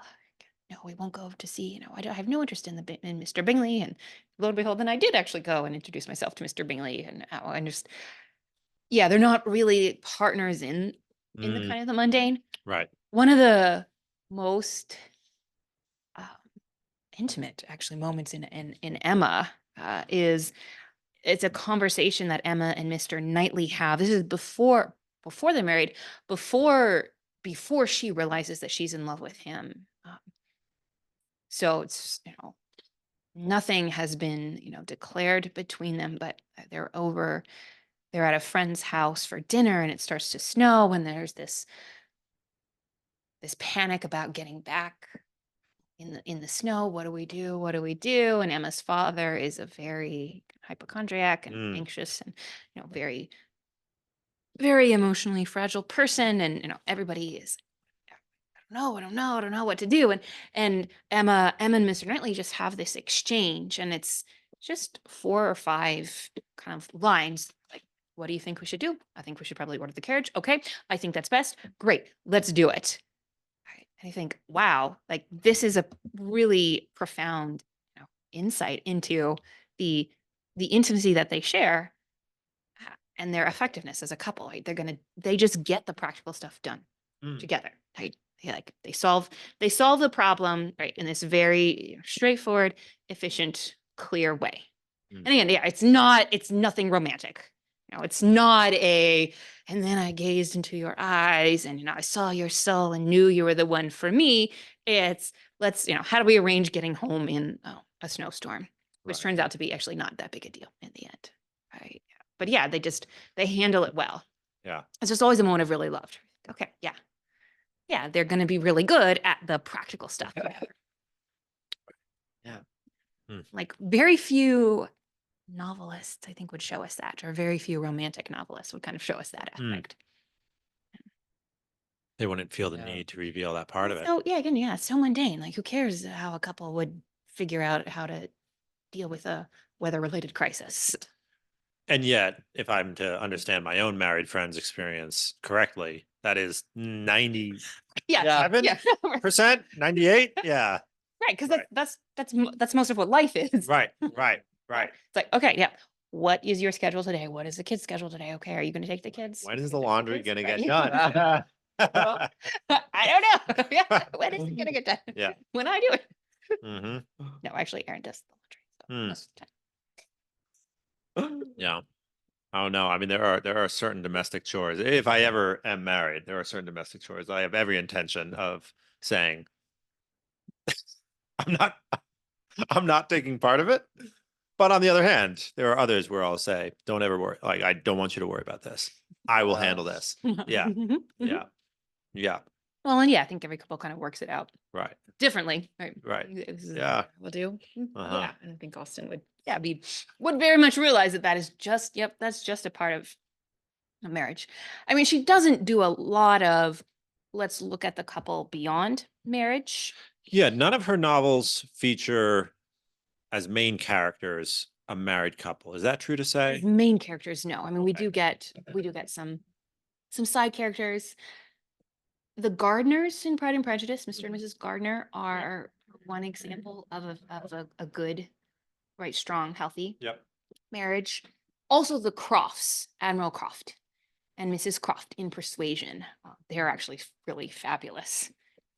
They're wonderfully practical, but also deeply in love with each other. There's a real sense of partnership. She's accompanied him like on his, I mean, she's lived on his ship at sea with him, which is a thing apparently that at least some women did in the 18th century, right? During the Napoleonic Wars. I don't actually know how common it was, but Mrs. Croft has, right? She's pretty cool, actually. She's Yeah. a pretty like fierce, sturdy. She would do well on, like the 21-day trip, I feel like. Yeah, no, she's just, Yeah. Give you. she's got a lot of strength, a lot of inner resources. Mm. When they drive together, I think he does the driving, but he's not a great driver. And so like every once in a while, she'll sort of reach over, take the reins and like redirect him when kind of veering off. And it works really, really, really well for them. So she does show us a few couples. Okay. But they're not the main couples. Okay. No. Yeah, and in part, kind of like our conversation about, the sonnet, right, about genre. Mm. Earlier, Austen is working in a genre. She's working in the marriage plot, which is a very conventional plot. Mm-hmm. Shakespeare first, right, explores the marriage plot, and the novels of her day are very big into the marriage plot. And a young woman, naive and inexperienced, finds herself in society and hobnobbing with people who are the more socially elevated than she is, more sophisticated than she is, and she has to like navigate all of this. But generally, she's also like perfectly beautiful and perfectly accomplished and perfectly virtuous and has like many, many admirers, but then is misunderstood and then maybe outcast for a while. But then after overcoming these trials heroically, she, ends up with the right person, in the end, right? And this would be kind of a standard. And and Austen This, yeah, makes fun of this. right. This was the painted by numbers of the This is day. kind of the paint by numbers by the day, right? And so Austen takes that, and she, in a sense, does that, Mm. but then she, right, explodes the rigid, conventions of Right. the She genre allows against them in a Emma way. and Jane, Yeah. her other characters, have these deep flaws. So many flaws, right? Mhm. Yeah, and then that's really pretty revolutionary. Right? In general, your typical kind of 18th century novel, you'd have a perfect female protagonist. Mhm. It would be said, yeah, perfectly beautiful, of course, and perfectly virtuous, and she'd be like, because it's the 18th century, she would be someone of deep sensibility, or like her emotional life would be very, very profound, very nuanced, Hmm. very, very, very rich, but she would also be full of deep understanding. She'd be very intelligent, and maybe she would play an instrument, and she would draw, and maybe possibly speak a couple of languages, and probably studied Latin with her father, who was a clergyman, who would have given her really long lectures about living ethically. Mm. And those lectures would also be for us, the reader. And Austen very, very famously writes, I think it's to her niece, that pictures of perfection make me sick and wicked. Well, it's okay. So it's sort of the female version of these G.A. Henty Oh, characters, a little bit. right? Where it's Yeah, yeah. all these young men are young men of virtue and heroism and industry and unimpeachable ethics, and they are all the same, right? Like you could just swap out the names, and it's always the same guy. They never err in their judgment. They're 18 years old and they have unerring judgment, and you're like, doesn't resemble any 18-year-old I've ever come across. Right. Yeah. Perfect heroism, perfect courage. Right, all around. exactly. They never falter in battle. Yeah, exactly. Loyal sidekick. Yeah, right. Mhm. Oh my gosh. And Yeah. I remember like being given some of these books as like, I don't know, as like a 15-year-old. And after like 3 or 4, just being like, oh my God, what am I reading? Like, what is this dreck? Yeah, no, exactly. Yeah. So that's Austen, and we have juvenilia from her, so when she was really young, Hmm. and from a very young age, she is already making fun of literary conventions, Hmm. like the earliest stuff, essentially, that we have from teenage Austen is. I mean, it's incredibly sophisticated for Mm. a teenager to be mocking these literary conventions, Right. of these overly emotional, sentimentalized, romantic heroines, Mm. kind of improbable situations that they find themselves in. She's already making fun of all of that. Yeah. But yeah, then in her mature work, she does in a way turn to the conventional marriage plot, Mm. but she is not conventional in her treatment of it, Mhm. right, at all. Right? It's incredibly rich and complex and playful with it. Mm. Sort of elevates this genre, and yeah, and gives us these really rich, nuanced, complex, flawed heroines and heroes too, who make a lot of mistakes. Or Mr. Darcy is really proud. He's a jerk. He is like. And, Elizabeth thinks that she understands everything, and she does not.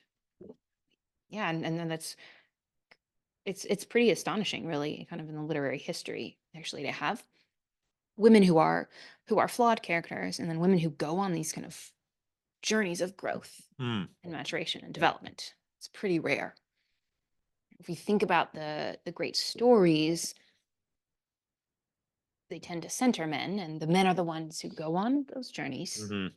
and the women, in the Odyssey. I mean, Penelope is really wonderful. I love Penelope. She's a splendid character. And I think Homer loves her, and she has a kind of epic journey herself, right? But she is she's the thing that Odysseus is trying to get to. She's kind of Right? static. And there's a kind of static quality, right? I mean, she's so clever, right? I mean, she's outsmarting those dumb suitors, like really, really, efficiently, right, and effectively. Hmm. So there's a lot to admire about Penelope, but yeah, right. It's, we're kind of tracking Odysseus's journey. Hmm. Beatrice is also a really splendid character. Mm. She's so savage and so fierce. She's so take charge with Dante at the top of Mount Purgatory. I'm gonna make you cry, Dante. Like, I know you're crying for Virgil, but I'm gonna give you a real reason to cry, which is your betrayal of me. Right. So she is really wonderful, but again, Dante is the one who's on the journey of growth and maturation. He's the idiot who is slow and needs a lot of help and needs things explained to him multiple times by different people.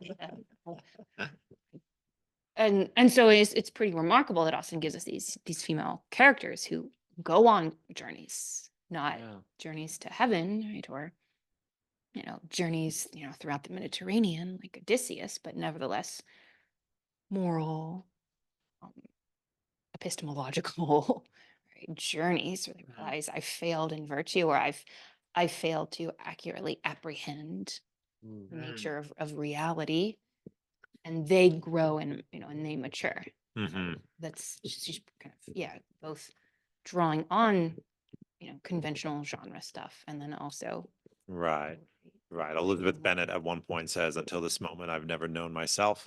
Yeah. That's an extraordinary thing for a female heroine of a novel to say. Okay. I think now we just sort of expect that. Right. Well, yeah, of course, anybody in a novel would be Of course, imperfect self-discovery. and Right. self-discovery, right? Yeah, right, and grow. And yeah, that in the literary tradition preceding Austen certainly have lots of male characters who are going on journeys, even in the courtly chivalric knightly tradition, the knight, sort of funny, he's like both this sort of perfect example of bravery and G.A. Henty kind of character, but also he needs to grow and and develop and change. But the lady doesn't tend to go on the same kind of journey. Right? And Austen's sort of, I think, deeply aware of all these conventions and shows us these women who do grow. Wow. I think probably Shakespeare also would do that. Although his women, like certainly in the comedies, they're the ones who sort of understand things and have it figured out, and generally are educating the dumb men who can't. Yeah.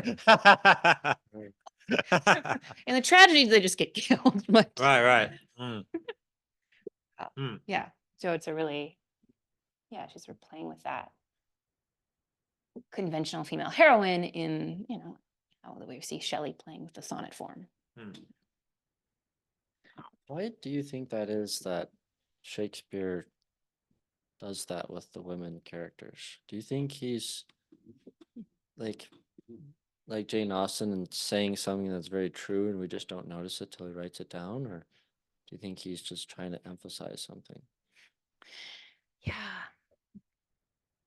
When we could think about genre as a possible way of making sense of what's going on there. This, in Shakespeare is one of those extraordinary artists who can do both tragedy and comedy, and also the history plays, right? So he sort of has this like epic dimension, and then of course he writes lyric with the sonnet, so he kind of gets all of the genres, which is a really rare thing. I mean, Austen, and it is one of the greatest artists of the literary tradition, but she's a comic artist. Like, that's what she does. Yeah. But Shakespeare does it all.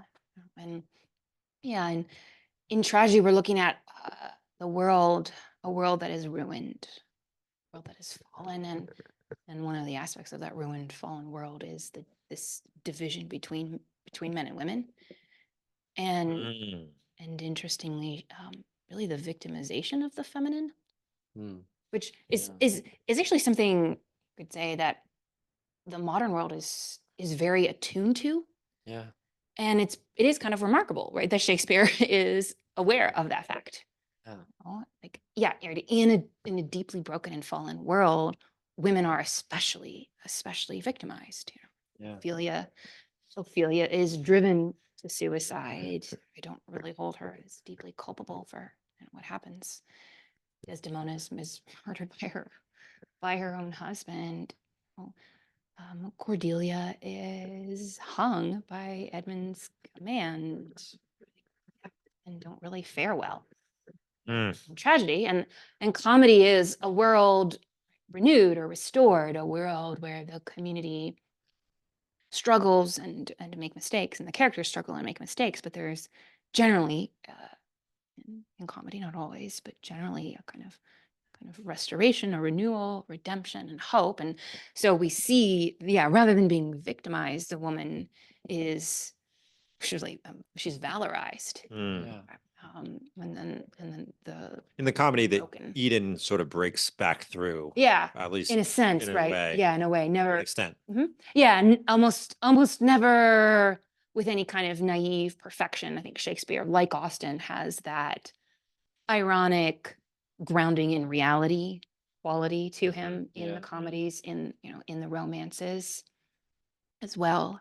Or, you just think about Merchant of Venice and how much talk there is about money in that play, and how important money is, even at the very, very end of the play. Money is still important, right? So that, Shakespeare is sort of very grounded, in the real world of economic needs and all of that, like, better pasturage for your cows kind of thing, right? But still, there is this kind of restoration of the relationship between the sexes. Now, that doesn't really fully capture why the women are the ones who generally know what's going on and are generally kind of orchestrating things, ordering things, ordaining them. I read Portia in The Merchant of Venice as like she's totally manipulating the casket test. I think she's dropping hints left and right to Bassanio of which casket he should pick. And she wants Bassanio. She doesn't want the other suitors. I think, she's directing him. And then she tests him and she educates him. Right, even after the casket test, and even after they're married, giving him the ring, and then he gives the ring away. Ironically, of course, right, to her disguised as as the lawyer, and so she has to then educate him into, right, you actually have to be faithful to me. Yeah. This is how this thing works, buddy. Like this is what you need to do. Yeah, and so the women do tend to have this kind of sense of educative power, in comedy. And yeah, I mean, maybe some of that is kind of the courtly love tradition. Is in the courtly love tradition, right? The woman she's the elevated one generally. Socially elevated, right, and or morally elevated, or spiritually elevated, and it's the man To which the man has to aspire. To actually do, Right. But Shakespeare gives his women in the comedies such an active role. They're not just sort of passively waiting in the castle for the knight to go through his moral journey growth. Yeah. Which we do have some stories in the medieval tradition of women actually like accompanying men going out on a journey. So that's a little simplistic, but there's a trend. There's a trend. Yeah, Okay. there's a trend. There's a kind of there's a sort of the trend pattern is there. A little more. Yeah. The trend is clear. Yeah. And sometimes their saucy servant girl goes out adventuring with the knight. Mm. Sometimes the saucy servant girl is actually more fun than the lady herself. Yeah. More likable than the lady who has to be like this sort of rarefied existence and is often very like scornful, descending towards the man. That's just part of the. Don't you think that is rooted in reality, and that in many ways women tend to be in tune with varying and somewhat invisible realities that a man just might not be actively contemplating in the course of his day, right? Like spiritual realities? I guess. I kind of. Yeah, I want to include that too. Yeah. or like relationships kind of. Yeah, I guess if I would conclude that in the emotional. Is that not something you particularly want to subscribe to? Yeah, I guess I tend to think of that as maybe more cultural than natural. Oh, Maybe interesting. more culturally, right, socially conditioned than a natural gift that women have. Hmm. And there's a whole host of reasons for why that would be the case. Hmm. Like in the modern world, we tend to be pretty negative towards men having emotions, right? Or showing emotions. Or, if a man were to show emotions other than anger, say, then he's considered not a man. Mhm. Like, and if you read, the Iliad, these men they're like weeping all the time. All the time. Just a wreck Just a wreck. Yeah. every other day. They're deep feelers. And the most kind of emotionally fraught relationships, the most like I don't emotionally intense relationships, intimate relationships in the Iliad are between men. Hmm. I mean, yes, like Briseis is a character who has some importance, and I think maybe Achilles kind of is attached to her. Possibly. I don't know. He's very upset when she leaves, but is he upset because she Is he upset that she's gone, or is he upset right. that she was taken Yeah. from him? From him. Yeah. Yeah. That was mine. Yeah. I mean, we do learn from Briseis that Patroclus was very kind to her. Mm, So there's that. But right, yeah, there's not a whole lot of that. And again, we're in the Iliad, we're in a tragic world. hmm. And so we have the brokenness, right, of the relationships between the sexes, right? So like in the Odyssey, in a comic world, Odysseus is journeying back to Penelope.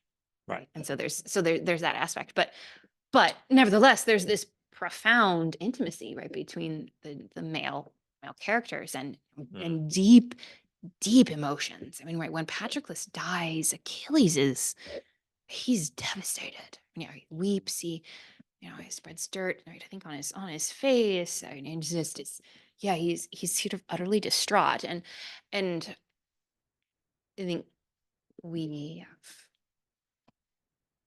in later centuries, I mean, and some of this is an inheritance of Germanic and Anglo-Saxon traditions, which are far less emotionally effusive than like the Greek tradition.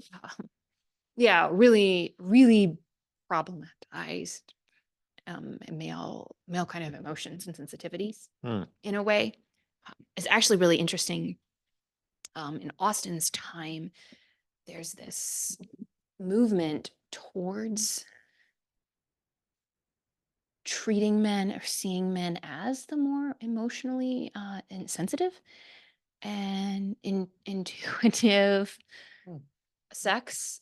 Yeah, it's kind of a shift. And part it's because we're in the age of sensibility, right in the 18th century, and so just emotional sensitivity is highly valued. Okay. And so when it's highly valued as opposed to being this kind of weak thing, it's seen as right, a truly noble soul, an aristocratic soul, a soul. And in a way, it's a kind of response to the age of enlightenment, the age of reason, that sort of thing. But yeah, right, a soul that it's a rich soul, a complex soul, is a soul of sensibility. And so then, we want men to have souls of sensibility, and so actually, men are deeper feelers than women are. Hmm. There's a conversation in Persuasion between Anne Elliot and Captain Harville, where they talk about this, and they're talking about the emotional response that men and women have to their beloved. He talks about if I could just express to you the feeling that a man has when I think it's bidding farewell. Bidding farewell to his wife and children as he's setting out Hmm. to sea. The depth of that feeling. You would get it. And he says to her, I believe that there's an analogy or a parallel between man's physical superiority and strength and his emotional superiority and strength. We have stronger bodies, and so we have deeper and more constant emotions. And women are more fickle and less constant, and aren't as deeply attached to their beloved. And Anne Elliot disagrees with him Mhm. on this. But this was a viable idea. But it was a viable idea. Yeah, at the time. Yeah. Yeah. So the 18th century is really, really complicates this kind of the story of men saying that, yeah, actually, right, men are really, deep emotional creatures, and women are kind of maybe emotional, but a little bit more on the surface, a little more unstable, right? Shallow. Yeah, exactly, right. Yeah, inconstant. Yeah, inconstant in their emotions. Yeah, yeah. So just historically, there's just so much like shifting. On the question. I heard that before. It's like some guys are like, yeah, I think women experience more emotion, but men, when they experience it, it's much deeper.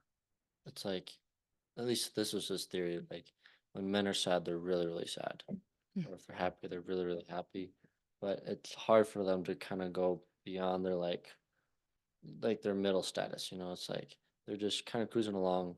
And if something really good happens, they get happy. If something really bad happens, they get sad. But they'll kind of level back out again and kind of keep going the way. But Kind of thing. I don't know. That was just an opinion. I'm not sure if it's true or not. But All I know, coming out of the very English/Germanic tradition of my own family, I would very confidently tell my friends that in the hardest of times, it would be me, a bottle of whiskey, and my feelings. And then I would laugh and reassure them that my feelings were not going to be involved. Your feelings are not Just me and the whiskey. Yeah, that's all that's going to be involved. Yeah, should be. That's yeah. yeah. That's super interesting. Yeah. Yeah.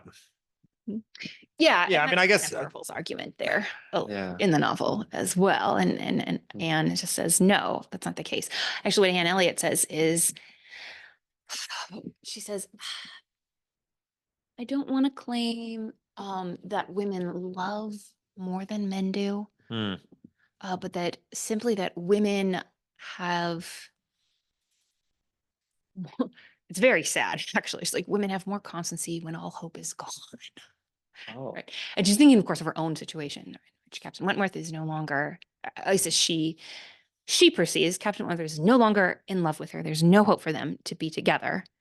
He's come back into her life, but he seems to be interested in another woman. But she's decided he's the only one for her. And so she'll, there's no one else that she will have. And she was going to remain eternally constant to him. But women have, the superiority of women, privilege of women that she claims there is loving when there is no hope. Men will love, and they'll love deeply as long as as the object of their love is there in front of them and alive. Once she's gone, then they're not as constant. But for women, when the object is gone, they're more constant. that's when it really cements. Yeah, that's when it really cements there. Yeah.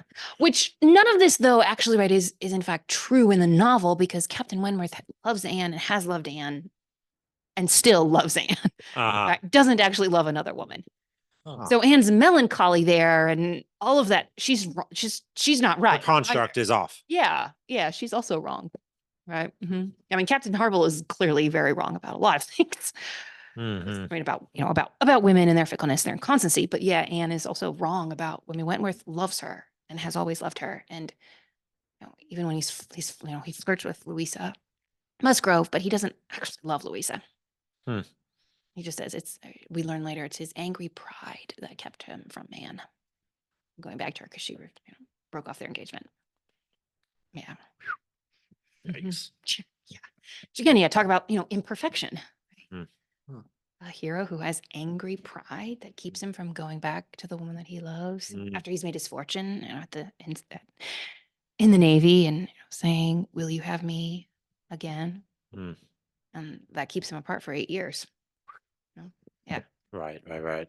Okay, so in that, even though that novel is a comedy, it flirts with the tragic side, it right? does. Right. It's like, well, we are within one day, one decision, one hair's breadth of really the sort of losses that might haunt you for your whole life. Yeah, yeah. I mean, and that novel, as many critics have pointed out, it has kind of autumnal and melancholy feel to it, Yeah. at least initially, and then Anne has a kind of resurrection, it becomes much more spring and the renewal and rebirth and restoration and new life. Right. But yeah, no, there is this sense of melancholy, the sense of loss, the sense that something some things cannot be restored or recovered again. And that's, and that is part of tragedy, Mm. right? Death is final. Cordelia is gone, right? She will never come back. Things are not going to be set right. Right. And there is that, yeah, you feel the real possibility that Anne and Wentworth might not get together. Right. Right. Yeah. You can't read the novel and say, oh, that was bound to happen. It's like, no, it almost didn't. It almost didn't, yeah. And right. It was a very real possibility that it didn't. And life would have carried on if it hadn't. Yeah, and I mean, And that happens, and that happens in our own experience, and that's why it rings true, right? Is that Yes. we've all seen things where it's like, yeah, it really should have been X, Yep. and it wasn't, and we're all going to Wasn't. carry on. Yep. We're going to make the best of it. Yep. Yeah, and I think, right, Anne Elliot is the kind of person who would have made the best of it, right? She would have kept going. She would have done her duty in, whatever sphere she found herself in. But it's just, yeah, I mean, there's something really right tragic about that possibility. But comedy often needs the very real possibility of tragedy in order to have its power, in order for the joy of comedy to have any real depth to it. Right. I mean, that moment even does show up in Pride and Prejudice, right? Where there is that moment where it looks like Bingley's gone forever. Yeah. Jane will not get Bingley back. Yeah. It looks like Elizabeth will not get Darcy's back. I mean, there is this moment where you'd think, why is it like 2/3 of the way through? Where you're like, man, we have really shot our wad and missed. Yeah. Yeah. It looks like, things might not work out. Mhm. And there, I think we see Austen's kind of providential vision, Mhm. where so many people, right, have read Austen's novels, and they're like, "Where's God?" Right? Or no God. Right. There's some pastors. Yeah. There's some Yeah. parsonages. There's some parsonages. That's right. Yeah. There's some, vicars who die and leave their parsonages to other vicars, and But there are no that's very prayers. convenient. Yeah. Well, so there. I mean, that's interesting. C.S. Lewis has a good article on this. He talks about the fact that when Austen uses the word serious reflection, what that actually means in the 18th century, what that actually meant was prayer. And so we do get characters who do a period of serious reflection was enough to calm her spirits, something like that. So yeah, they do actually pray. Yeah. Okay. Yeah, it's just more subtle than we're used to. And she doesn't, I mean, it would be ridiculous in an Austen novel for God or Jesus to suddenly appear on stage. That doesn't do that. But yeah, there's not a lot of prayer. I mean, yeah, they go to church. But there's also not really long scenes that take place at church. So yeah, there's this kind of this reticence about religious stuff, and some of this is just Anglican stuff, and some of this is she's a novelist, and she's really doesn't want to turn the novel into a theology track or a a sermon. Which some novelists were kind of doing, so she's not going to do that. But nevertheless, right, I think there's this deep sense of the workings of providence in her novels. Okay. Right? And so the heroes and heroines, yeah, they find themselves in these situations where all seems lost, or they're trapped in persuasion. Captain Wentworth, we're told he's released, he's unshackled, he's unbound. Like he was in a situation where he was kind of imprisoned. I mean, it's Austen, right? So we're not talking about the giant, right, or the fairy shoving you in, the cave. It looked like he would have to be engaged to this girl that he doesn't actually love. But he's kind of trapped in that situation by honor and social expectations and conventions and all of that stuff. Right. And he can't get himself out. There's nothing that he can do. right? And he is saved and he is delivered. And that word delivered, that also appears in Sense and Sensibility as well. Edward Mm. Ferrars is delivered. There's like good news that comes, that delivers these characters, that saves them and sets them free to obtain happiness. Mhm. Right. Yeah. So we are in a providential cosmos with Austen. Ah, Very interesting. I was just thinking about this today. My mom and dad knew each other in undergrad, but they didn't marry till 11 years afterwards. Hmm. So that and it's really funny because my dad actually tried to take my mom out in college, but always looked like she had another boyfriend. So he never really got the chance. And then she found an article in the paper that he was selling shade perennial plants. She's like, Dave, I know him in college. She goes up there and tells dad, and then he's like, oh yeah, we totally come up. And so he takes the afternoon off and takes her out and everything. And then that starts, their history. But it's like 11 years, that's a long time. Yeah, that is a long time. Even though they knew each other, like they just went their separate paths, did things, and then they came back together. So that was just a real world example of, 4,000 days later. yeah. Yeah. And just happened to see, Yeah. something that made her think of him. Yeah. So- Uh-huh. Mm. Yeah, so that right. Yeah. I often realize even in the normal conventional affairs of people falling in love and getting married, Providence is sort of at play there. Yeah. Mm. And in Persuasion, it seems to be one of the things, right, that Anne Elliot really learns is to trust in the goodness of Providence. Her initial decision to break up with Captain Wentworth comes in part because Lady Russell persuades her, and Lady Russell's this kind of mother figure for her because her own mother has died. But there's a lot of prudential concerns. Wentworth he's really young, he's unestablished, he doesn't have a lot of money, he has a lot of confidence. He's very sure that he's going to get a lot of money, and by basically pirateering, which is a whole other thing. It's very interesting to me. It just was just sort of part of the Napoleonic right. Wars. Right. You see their stuff? capture Yeah, I see their stuff. It's going to be my stuff. Yeah, right. And that Right. and that was just accepted practice. Very Right. interesting. Right. Marrying your cousin interesting. Marrying and your living cousin. off other people's stuff. From the booty that you capture from French Right. ships. Right. Yeah, it's very interesting. But again, yeah, and that's just totally socially acceptable, right? There's nothing spicy, right? Or Right. Right. Yeah. scandalous about it at all. This is just Right. the reverse. This is what you do. You join the Navy and you go out and there you go. That's how you get your money, right? So that's how he gets his money. Right. But yeah, so there's this sort of prudential concern that she has, and very early in the novel, we're told that Anne Elliot had learned she'd actually there's something sort of in reverse of her growth, in reverse of the normal pattern of growth, right? And that she'd begun with prudence, and she had learned romance as she had grown older.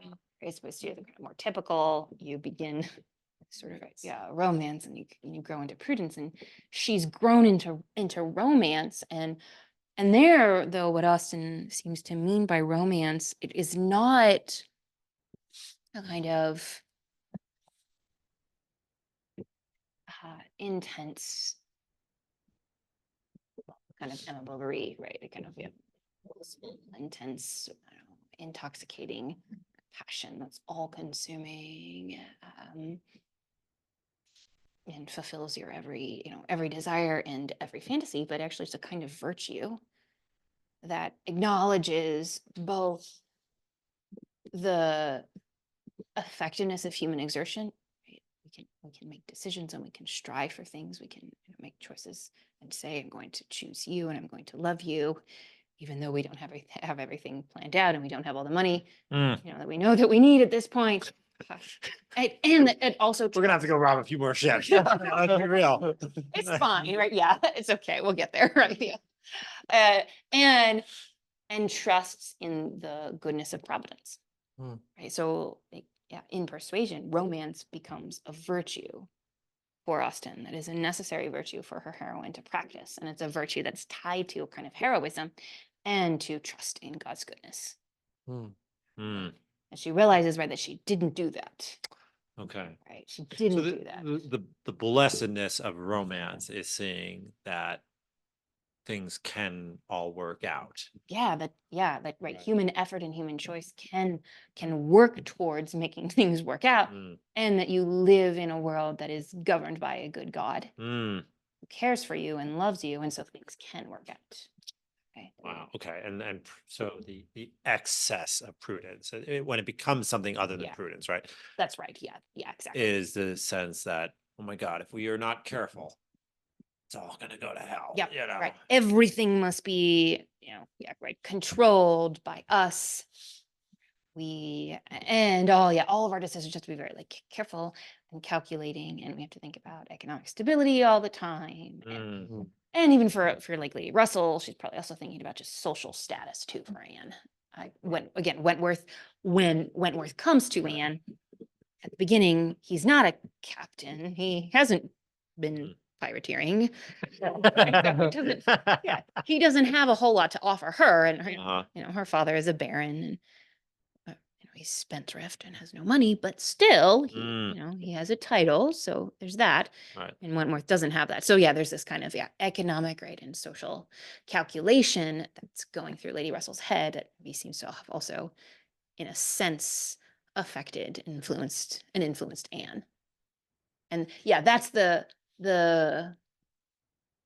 like what secular version of prudence, or the yeah The the yeah, worldly. the Thank you. worldly wisdom. That's the word. Yeah, exactly. That's right. Yeah, exactly. Worldly wisdom versus trust in God's goodness. Okay. Again, Austen is not ever going to say, and therefore money doesn't matter. Right. Where you live, doesn't matter. It is really pretty convenient at this point that Captain Wentworth has been so good at pirateering and has a lot of money. Yeah. Because Anne's father can't give the dowry that he actually owes her because he's spent his money. Right? He doesn't have money to give to her. Mm, So it's a good thing. Again, Yeah. she's not. It's not this kind of complete 180 or a total disregard of yeah. actual prudence. Yeah. I mean, I can't remember, Tom. Was this something we were talking about with Aaron or somebody else on the podcast, where it's like there's this strange way in which you're supposed to be detached from money, and yet you have to be detached from it, but you can't be separated from it, right? Like you can't ever quite not give it some thought, which is very frustrating, right? Because it's like, man, you can't serve both God and mammon, but man, you got to keep mammon around a little bit, yeah. Right. You Yeah. can't serve him, but you got to have him in the household. Right. Yeah. So keep an eye on him, Yeah. Right. Yeah. Right. No, that's right. Well, because we're material beings and we have bodies, and we need to eat, Mhm. and we need to go to the dentist, and we need to do laundry. We just need to do these things, and money is the facilitator. Yeah. Especially right in a modern post-industrial world where money is the form of Right. exchange. Exactly. Man, you have enough money. You never have to do laundry again. Right. Pay someone to do Right, that. you personally don't have to. Right. The laundry does need to be done. The Yeah. laundry does need to be done, but you could get out of some of these mundane things. Yeah. Yeah. Right. Mhm. Yeah. And Austen is living in, industrial revolution, and just this sort of big economic changes that are taking place, right, in her. I remember a commentator saying time. that, where a commentator said they thought that one of the reasons that Darcy put so much time and energy into his friendship with Bingley was because he realized that Bingley was part of a new wave, that the wealth of the nation was going to be carried forward by men like Bingley, not by men like Darcy. Oh, that's a really interesting point. Yeah. Right. I mean, that is right. Bingley is new money. Mhm. His father was in trade. And he's looking to buy an estate, as opposed to Darcy, who has an estate that he's inherited from his father. Yeah, so we have a more mercantile, right, economy coming in, and that's just changing a lot of things. Right, but that Darcy has the foresight to see what's coming and the That's really- humility to say, I can be friends with someone With someone like that. who's new Yeah, money. yeah, that's true. Yeah, yeah. He doesn't, because he could disdain Bingley, and Mhm. that might actually be the more common, more natural, and more expected response. Mhm. These upstarts with their new Right, these money. upstarts with their Yeah. internet. Yeah, with their computers. Oh, yeah. Yeah, exactly. Right. Uh, Right, Podcasts, and their and microchip, yeah, and their AI, new money. yeah. That's right. It's nothing that we hate more in There's Europe nothing that than we hate new more than money. new money. Yeah, Americans, we're fine with it. We love new money. Mm, Yeah, yeah, to yeah. an extent. Yeah. Speaking of America, so a bit of a topic shift here, but you went to Hillsdale. For years, I've gotten their publications, Imprimis. Am I pronouncing that correctly? I say imprimis. Imprimis. I don't Okay. actually know for sure. All right. All right. Sometimes. Yeah. Well, if Larry Arn wants to come on the podcast, we will happily get the correct pronunciation from him. Yeah, we'll happily have him on the podcast as well. If he wants to. Oh, he wants to. He just doesn't know it yet. Well, what was your Hillsdale experience? I'm particularly interested in. It seems to me that Hillsdale's public face is very pro-America, very restoration of the Constitution and constitutional and respect for the Constitution. They seem to have a very political presence in their marketing. What was your experience, and how do you feel about that public face of Hillsdale? My experience is that there is quite a distance between the public face of Hillsdale and the actual student experience. Okay. In fact, I came to Hillsdale with a vague interest in politics. I think pretty typical of a evangelical kid of the 90s and the early aughts.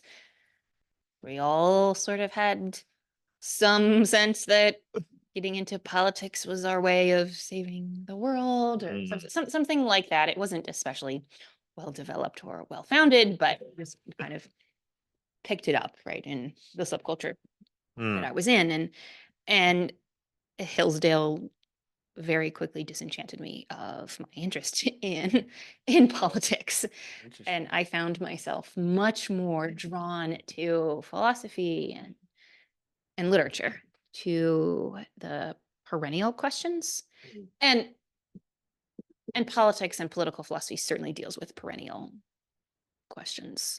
It was more a conversion away from kind of the urgency of current politics, of right the immediate and the now, that Hillsdale brought about for me. It's actually really told by my favorite professor at Hillsdale. Actually, still my favorite professor of all time. Man, who had probably the most influence on my intellectual and spiritual life. That college was a kind of monastic experience where you are retreating from the world. You are withdrawing from the world for those 4 years. The world will be there when you get out. It's not gonna stop existing. It's not gonna go away, and you will have to engage with it.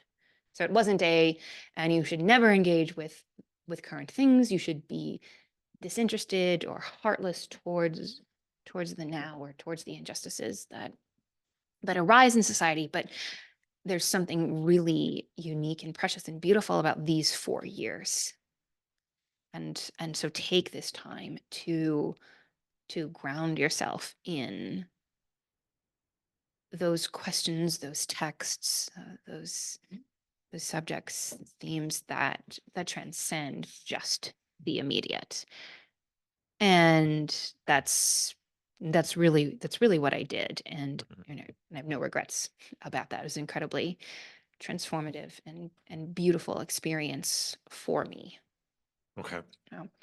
I think no, I guess I should say I was maybe the first or second class to take the required Constitution course. Mm-hmm.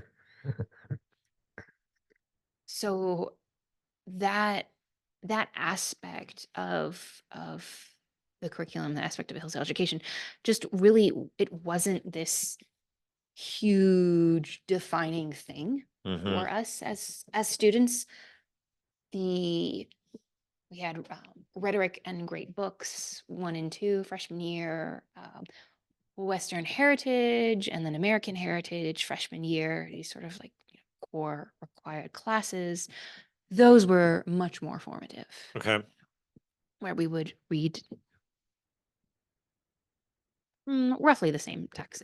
It did kind of depend on the particular professors sometimes, but these sort of core texts of the tradition, and engage with those, and like that was a much more defining thing than the Constitution class was. Hmm. Yeah, maybe that's changed Hmm. now that it has been a regular thing for years and years, but it wasn't so much at the time.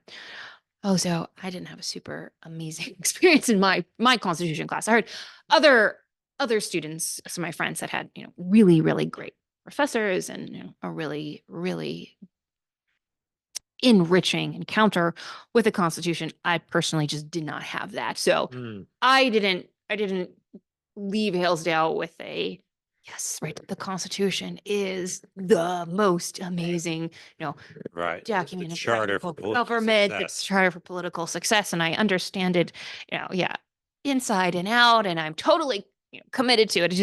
I didn't really have that experience. Hmm. And then, like I said, the environment within the college with the professors and my fellow students was not ardently political. They were not trying to shape and form us into foot soldiers for the Republican Party. Right. Despite That phrase rolled off your tongue oh yeah, real quick. Yeah. yes. Well, no, and this is a question I've thought a lot about. Okay. Yes, no, and have been asked pretty frequently. Hmm. And pretty directly, it sounds like. Yeah, and very, very, very directly.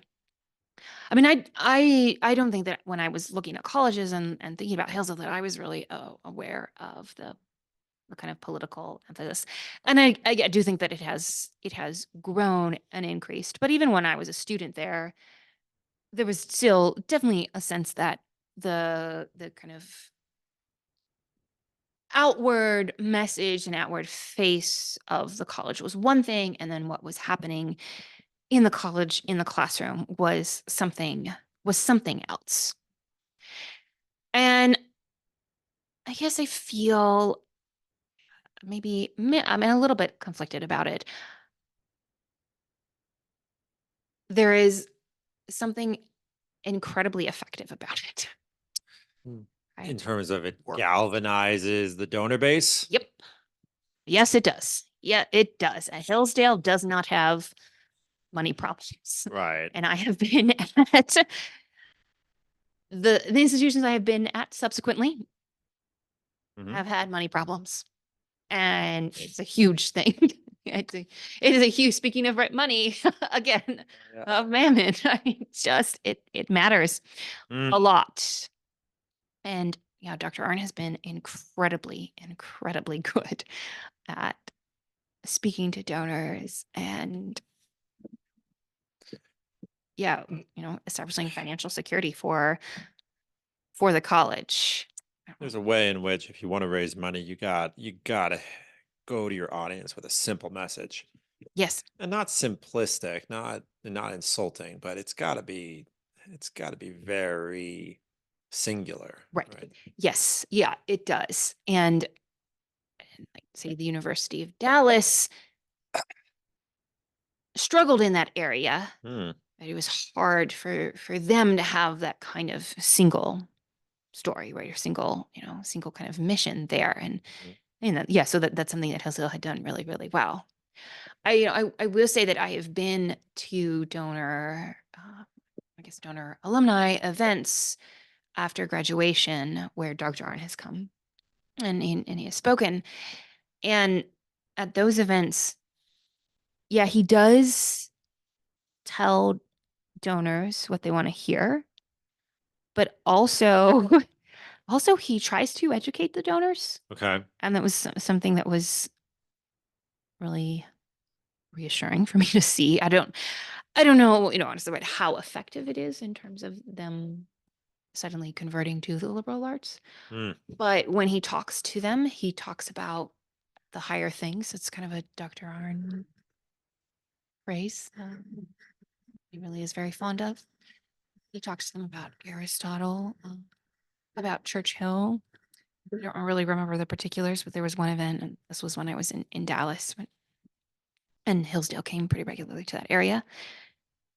Uh, uh, Someone in attendance had asked a question. It was a very particular, very specific question about a local election, and Dr. Arn responded by asking the donor to think about kind of more philosophical principles, entering into political philosophy in a way, as opposed to just, okay, right, in the here and the now, this is what we need to do. This guy is bad or whatever, and right, you should vote for him or not, and not vote for him, but actually trying to call that person to a sort of higher vision of things. So I have seen a real desire and a real effort to educate those outside of Hillsdale into something more than just the narrow contemporary political focus. mm, But I have been gone for a long time, and so I don't know what the current campus culture mm, is like. I really hope that it's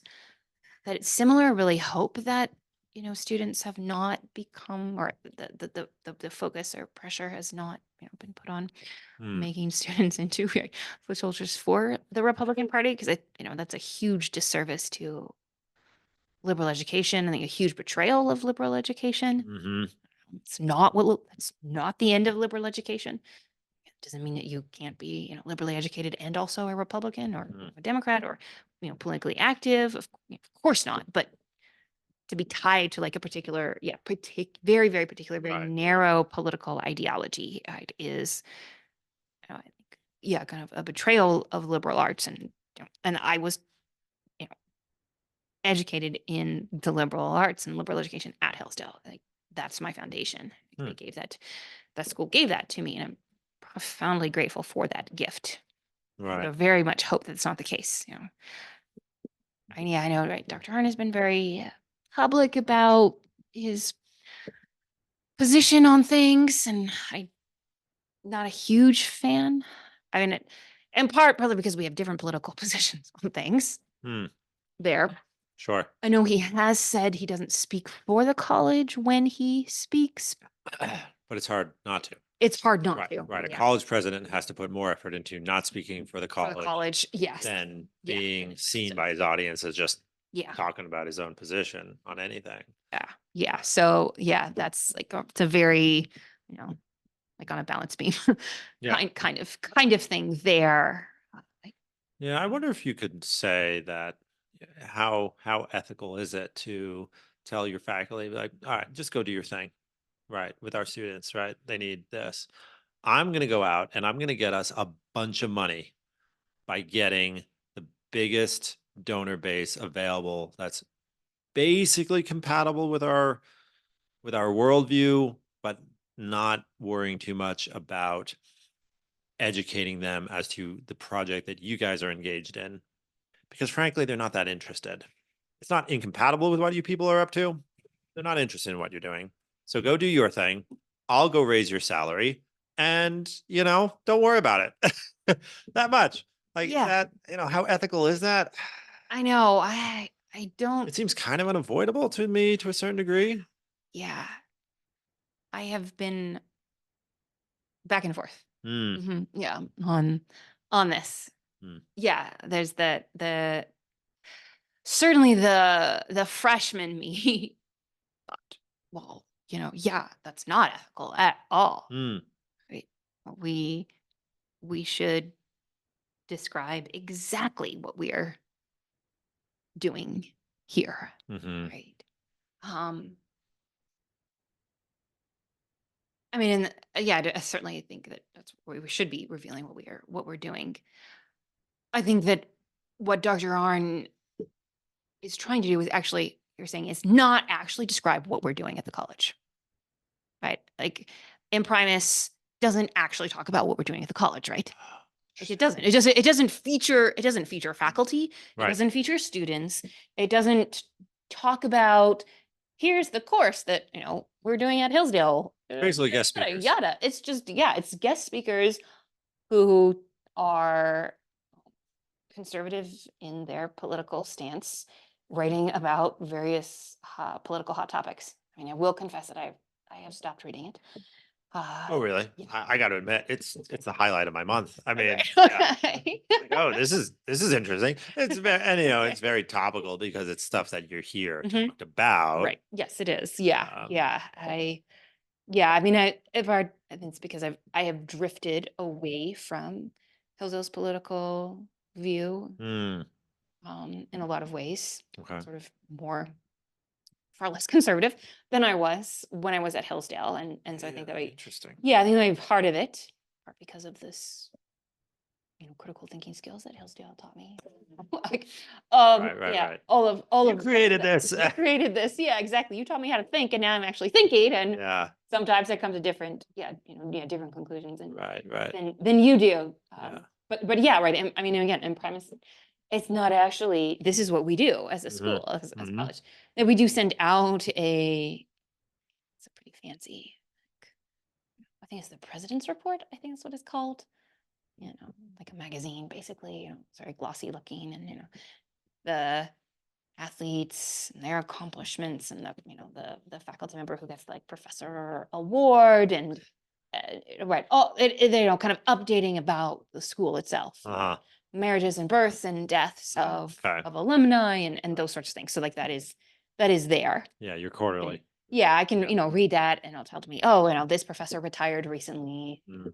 whatever, and after 50 years at the school, like so that's there. Mhm. Yeah, that is there. But so much of the public communication is more, these are the things that we believe, or the kind of commitments we have, but not as much. Here's the kind of curriculum they have.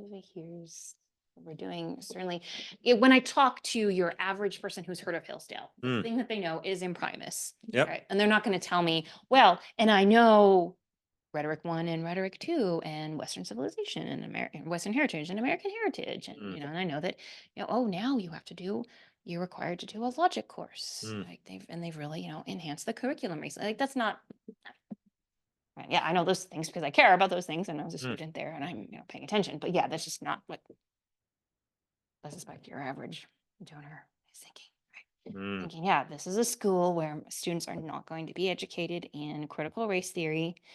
They're not going to be camping out on the lawn, right, protesting a Israeli Palestinian war, calling us, they're calling the Israelis, perpetuators of genocide. Like that's not the thing. Mm. Right? They're not going to do that. Right. Right. Yeah. So I think that's there. On the other hand, Hillsdale does a ton of online courses. Yeah. And they are somewhat pared down. Mm. Some of them are somewhat pared down versions of actual courses. Some of them are just, I think, the particular faculty's expertise or something. Mm. Like that would, or it could be at an upper level course, maybe that was actually taught and then transformed into one of these online courses. But I think maybe some of them are just for the online courses, and they're, I mean, when I listen to them, they're pretty like introductory. Sure. But still, if you want to pursue, It's real Hillsdale content. It's real Hillsdale content. Yeah, you can take a class on Dante, on Shakespeare, Mm. on the Old Testament, on Aristotle and Plato, on medieval philosophy. I think there's maybe some in math and science. Like it's I mean it's actual Hillsdale content, actual Hillsdale professors. I think children's literature, Right. that sort of thing you can take. Right. So they're putting out like educational content that gives a real kind of genuine insight into what happens in the classroom, when the student experience is like. Okay, so it seems to me that imprimis and this sort of generally political posturing that Hillsdale does genuinely seem to have is sort of circulating around like, okay, how do we prevent the apocalypse, basically? Whereas what actually goes on at Hillsdale is let us consider the things that are worth considering before and after the apocalypse, should it happen, right? These are the Mhm. eternal and perpetual things to which the human mind should spend time considering, no matter what our circumstances. Yeah. Right. Yeah. Yeah. At least that was very much my experience Okay. as a student. Yeah. Right. And there certainly are opportunities, right, and avenues for politically minded students. And so there's the Kirby Center in DC, and political connections, and getting into Trump's administration, and right, like things like that Hillsdale, right, facilitates or makes easier, and has Is that Trump's next administration, Tiffany? Yeah, yeah, Actually, I'd like to make an announcement. I will be grading his papers very fast. So he was looking for. yeah. Yeah. So certainly there is that. Like that is a real thing. Okay. There's a real thing that Mm. if you want to get into politics, Hillsdale is a better choice right then. WCC is just in terms of resources, Hmm. connections, opportunities, Mm. things like that. Yeah, avenues to the hill and so forth. Yeah, yeah. We have like an American Studies major, Hmm. just a sort of blend of American politics, American history. Right, so you could do that. There's of course a politics major. And I mean, I was not a politics major, I was a literature major, so I don't really know what Mm. politics major would be like. But my sense was not that this was, and here are the talking points of the Republican Party, and here's how you strategically win, a campaign, but a more universal, more perennial Mm. kind of focus Mm. there. Yeah. But yeah, that sort of that practical urgent aspect is there. I mean, in Hillsdale is one of the very few schools in the country that doesn't take any federal funding, which is a point that I make all the time. Right? Every Hillsdale student knows that. Dream about it. Like, we know we got that one down. No federal funding. So the political shapes the school's vision, Hmm. right, in many ways, and it shapes its vision of itself. And yeah, certainly that rejection of a lot of liberal ideology, that, at least from Hillsdale's perspective, they would see as um, profoundly, right, diluting, distorting liberal education. Mm. And you would want to, stand against those things. Say, right, yeah, like this is not what we're doing. We are not doing, critical race theory, right, or colonialism, or post-colonialism, Diversity, equity, and those inclusion. diversity, equity, inclusion, those sorts of things. Yeah, no. Again, I have pretty complicated feelings about some of these things now, Okay. but Can you give us an example of that? I mean, you said you were more conservative upon entering a conservative college. I mean, that's very interesting that you would say that is it fair to say that you moved towards the center while at a very overtly conservative college? Or has it mostly been afterwards? yeah, I think it's mostly been after. Although the disenchantment that I had with with contemporary politics Mm. was something that did happen at Hillsdale. Okay.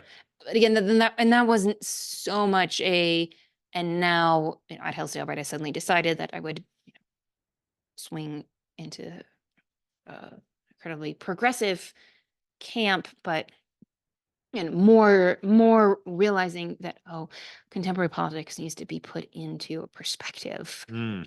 right, a historical perspective, literary perspective, philosophical perspective, theological perspective that is much deeper and richer and older than who is currently running for president. They're just more things to think about, more things to be concerned about and moved by and inspired by than that. And so that very much happens at Hillsdale. Okay. So even politics should be the handmaiden of higher things. Yeah, Wow. that's right. Yeah. And then actually at UD, funnily enough, I kind of came back to, okay, I see, yeah, political questions are important questions Mm, to ask. Like, how do human beings organize themselves into communities? What is the relationship between like the individual and the community, of the individual and the state? What is the nature of law? How does law shape the way that we live? How does law shape, yeah, the life of the individual, the life of a community? How does the community shape, and create law? How does the individual, shape and create law? That these are all really important questions, right? Really fundamental questions to what it is to be human. mm. And so actually, yeah, it was at UD that I was kind of converted to that. Yeah. Right? But that wasn't a conversion to any political party. It was more a conversion to political philosophy, Ah, or at least seeing political philosophy as worthwhile and important. It's not right. something that I would claim any kind of expertise in at all. But nonetheless, it should be the expertise and focus of someone, That's right. an Yeah. intelligent, motivated, Yeah, all, individual, right? Yeah, or, right. many individuals, very worthwhile for, students in the liberal arts education to read Aristotle's Politics and Hobbes' Leviathan, and to read Rousseau and read Aquinas's Treatise on Law. I think those are good, good important things. Or to really engage with Cicero. We teach. We have a whole semester here at WCC where we just study Rome, and one of the really big questions, issues, themes of that course, right, is just what does political engagement look like? How does one engage in a republic? How does one engage when the republic is falling apart? How does one engage politically when the republic is dead and gone and buried, and we're in an empire now?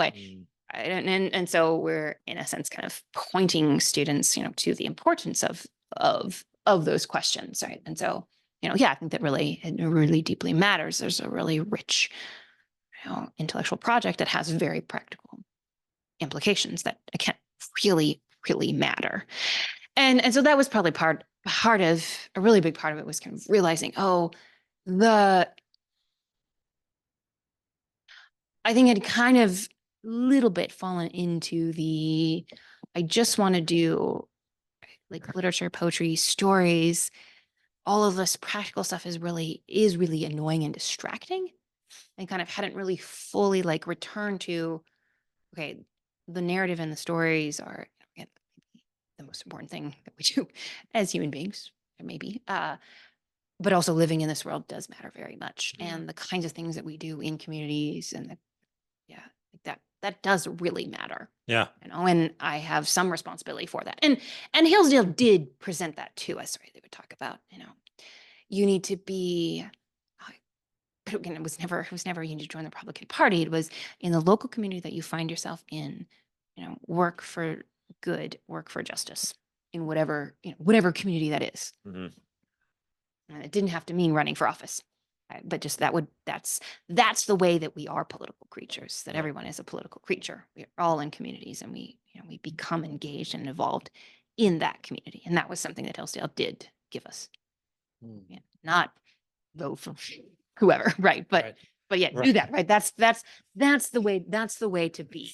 Yeah. Right. You didn't get your cap and gown and then run for the bushes. Yeah, exactly. Right. Yeah.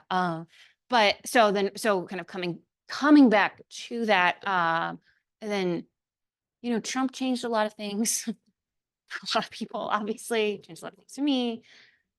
George Floyd changed a lot of things. There's just, there's a lot that happened right in, 2016 and a lot of rethinking and reevaluating and questioning of judgments and decisions and convictions or whatever that I'd had. And again, with the tools and skills and abilities that Hillsdale had really given me, right? The ability to think deeply and feel deeply and change my mind, Right. I mean, that's a big thing too, right? That openness to different perspectives.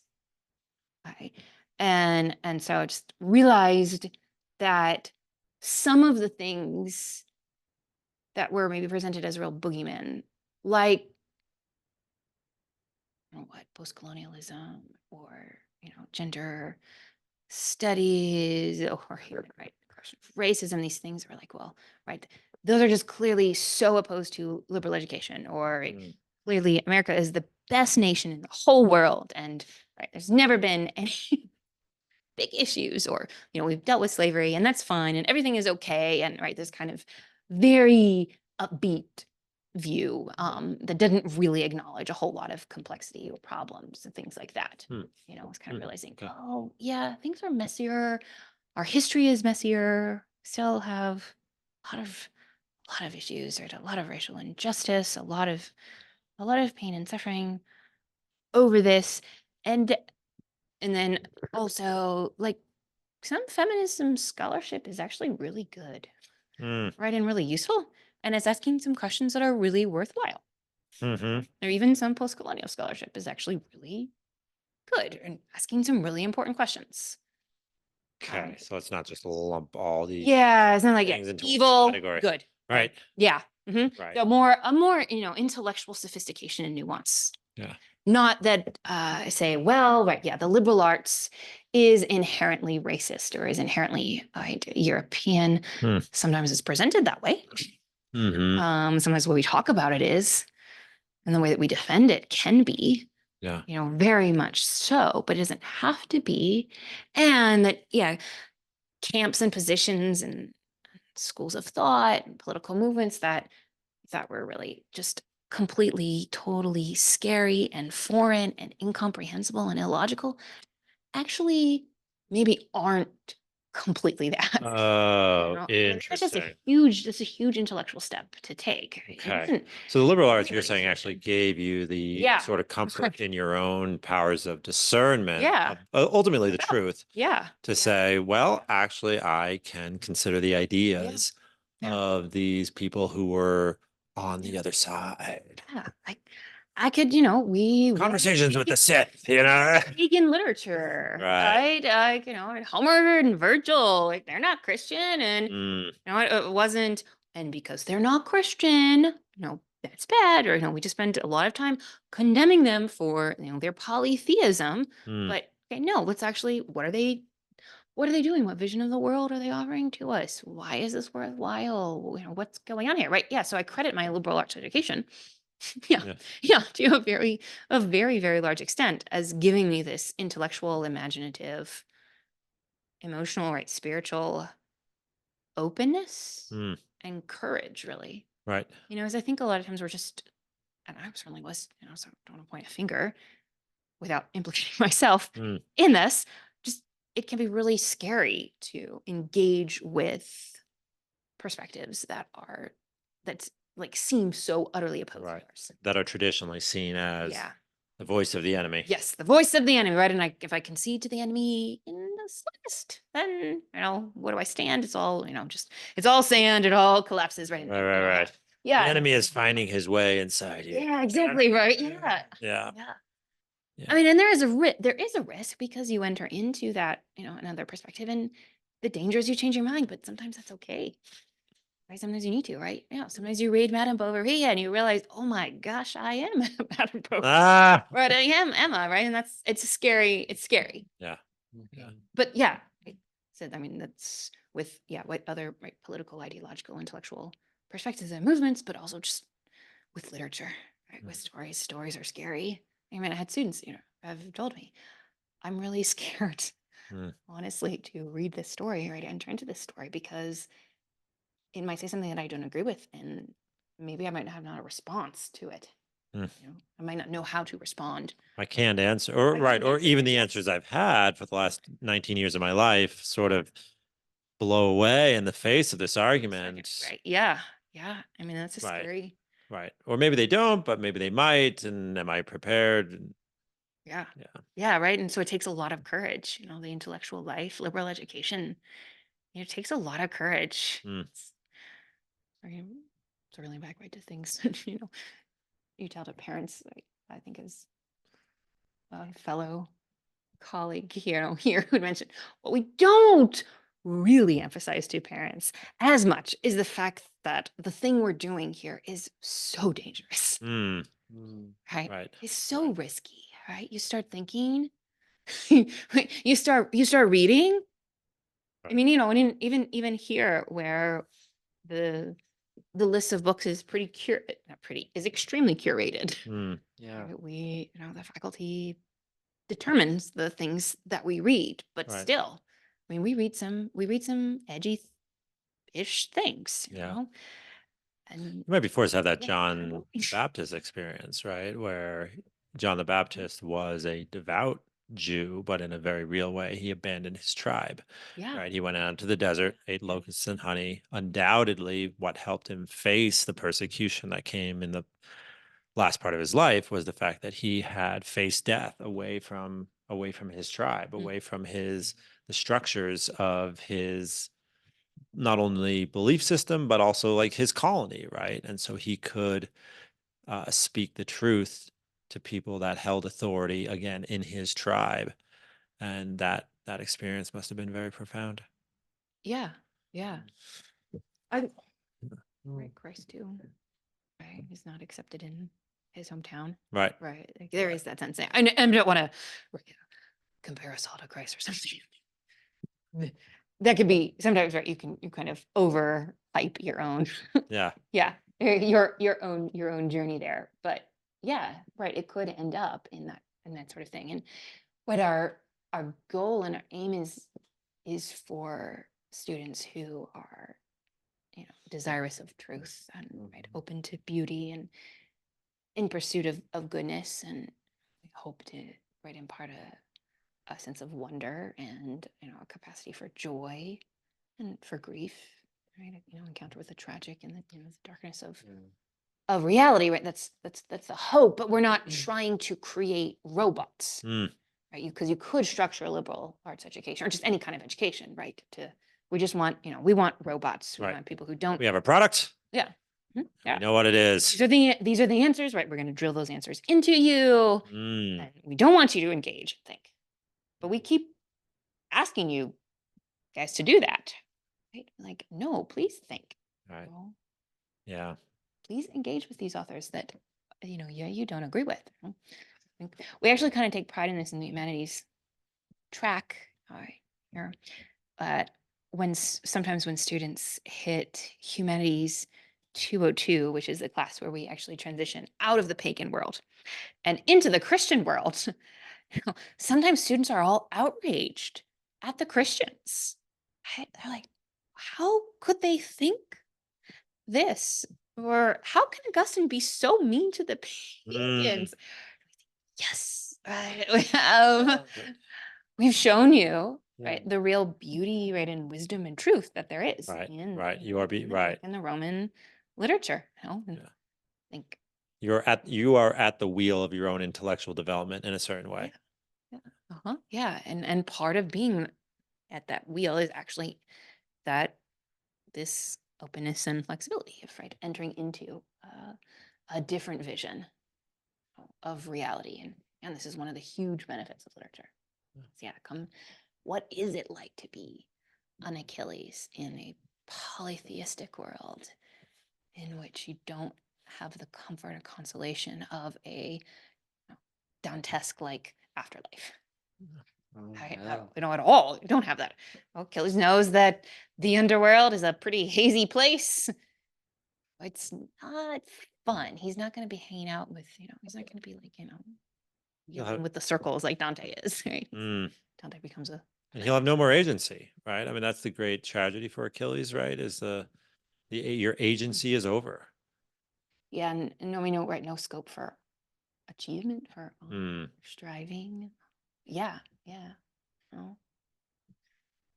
That actually is a very charitable way to look at the pagans in the sense that they didn't have anything really good to look forward to at the end, and so when they still decide to do what's good in their understanding, that might be more heroic than just like, let's say, an average Christian, Who's like, this will get me some heaven points. Yeah. Yeah. And I've got a lot of sympathy for Yeah. that sort of pedestrian, like, Yeah. attitude, Yeah. which is probably how most of us do most of things. You're like, Yeah, tithing's an investment. right, yeah. And like God is gracious Mm, enough, I think, right, to sort of take, right, yeah, right. to take Like, that. all right, I'll baptize Yeah. this, but yeah, Yeah. all right, get it in here. Yeah. Yeah, but right, if you don't have that, at least in the Homeric context, you don't have a very exciting prospects of afterlife. Hmm. No. Yeah.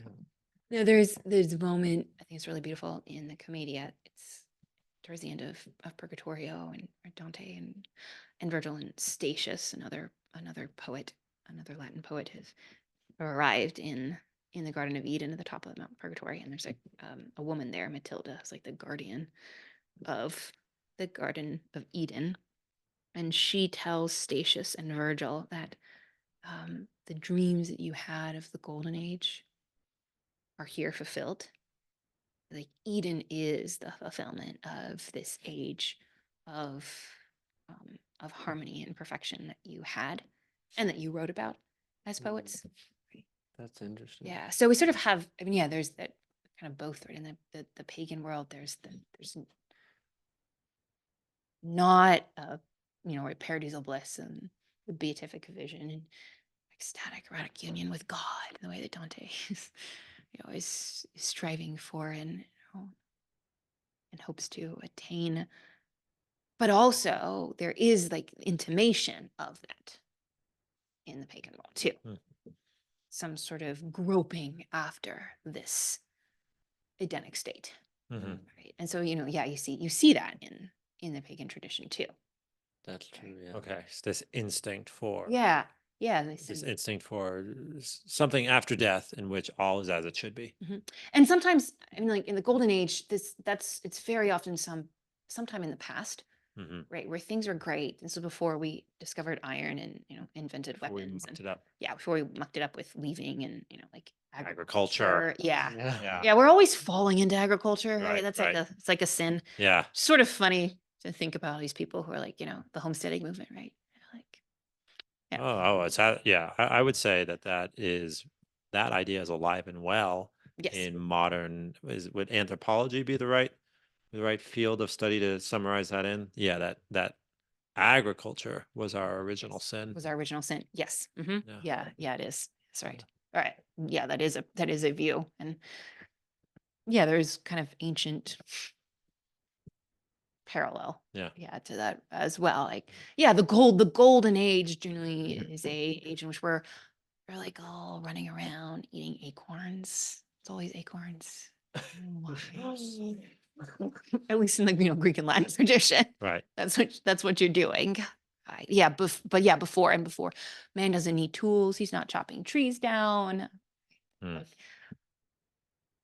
plants are just kind of flowering and vegetating, I don't know, spontaneously or something. And you just like go and pick them. And, yeah, it's just this very, very idyllic view. And then we kind of decline into the subsequent ages of increasing technology, increasing sophistication. Started. Yeah. Started tilling our rows. Then that's right. Right. And the next thing you know, AI. Yeah. That's right. Yeah. Oh. That is the logical sequence Right, of right. events right there. Yes. Yeah. Right. Yeah. Right. Exactly. First thing you plant wheat, then next thing you know. Yep. Yeah. Atomic bomb. Exactly. Yeah. We've always been deeply conflicted about our technology. Yeah. It's true. That's not It's not a true. new thing to be conflicted about the things we have made and created. Right. Yeah. We always have that instinct of like, maybe we are Prometheus. Yeah, exactly. Yeah. Maybe we are the problem. Yeah. Yeah. Maybe we do deserve the punishment of the gods. It was perhaps good for us to have fire, but also now We took our fate out of the hands of the gods. Yep. And now we stab each other with the iron weapons that we made from the fire. So we just very conflicted. Yeah. Very conflicted. Well, I'm a little conflicted myself because Tiffany, we could keep you on and pick your brain on things forever, but unfortunately, we have to wrap this up. But thank you so much for coming on, and we'd love to have you again. In the meantime, where can our audience find more Tiffany Schubert? Do you have your own blog or podcast, or we just have to enroll in Wyoming Catholic College? That's Right. Yeah. Yes. Right. Or donate. Right. Yeah. You could buy me a Stetson hat too. Right. Yeah, let's get I a frequently yeah. costumes. I'm Let's not get a I'm not GoFundMe going. Yeah. Oh, that's Yeah. how I need to do it. Yeah. Yes, A GoFundMe for Right. Tiffany Stetson. That's right. And we're gonna name this podcast episode Laundry Sucks. That sucks. That's right. Yeah. Yeah. Laundry sucks. You never have to wash a Stetson. It's right. You know, I'm not cool like that. I don't have a podcast or a blog. I have written a book recently on Jane Austen and the Middle Ages. Okay, and what's it called? So Jane Austen's Romantic Medievalism. Courtly Love. Romantic Romantic Medievalism. Romantic Yeah, medievalism. Courtly Love and Happy Endings. Excellent. It is unfortunately very expensive, as academic books are wont to be. It'll fund a Stetson or two. It'll- I mean, Go we find could me. probably drop a link for it. in the Yeah. show. Okay. Yeah. Yeah. Perfect. All right. Well, Tiffany, once again, thank you so much for coming on, and we can't wait to have you again. Thanks for having me. It's great.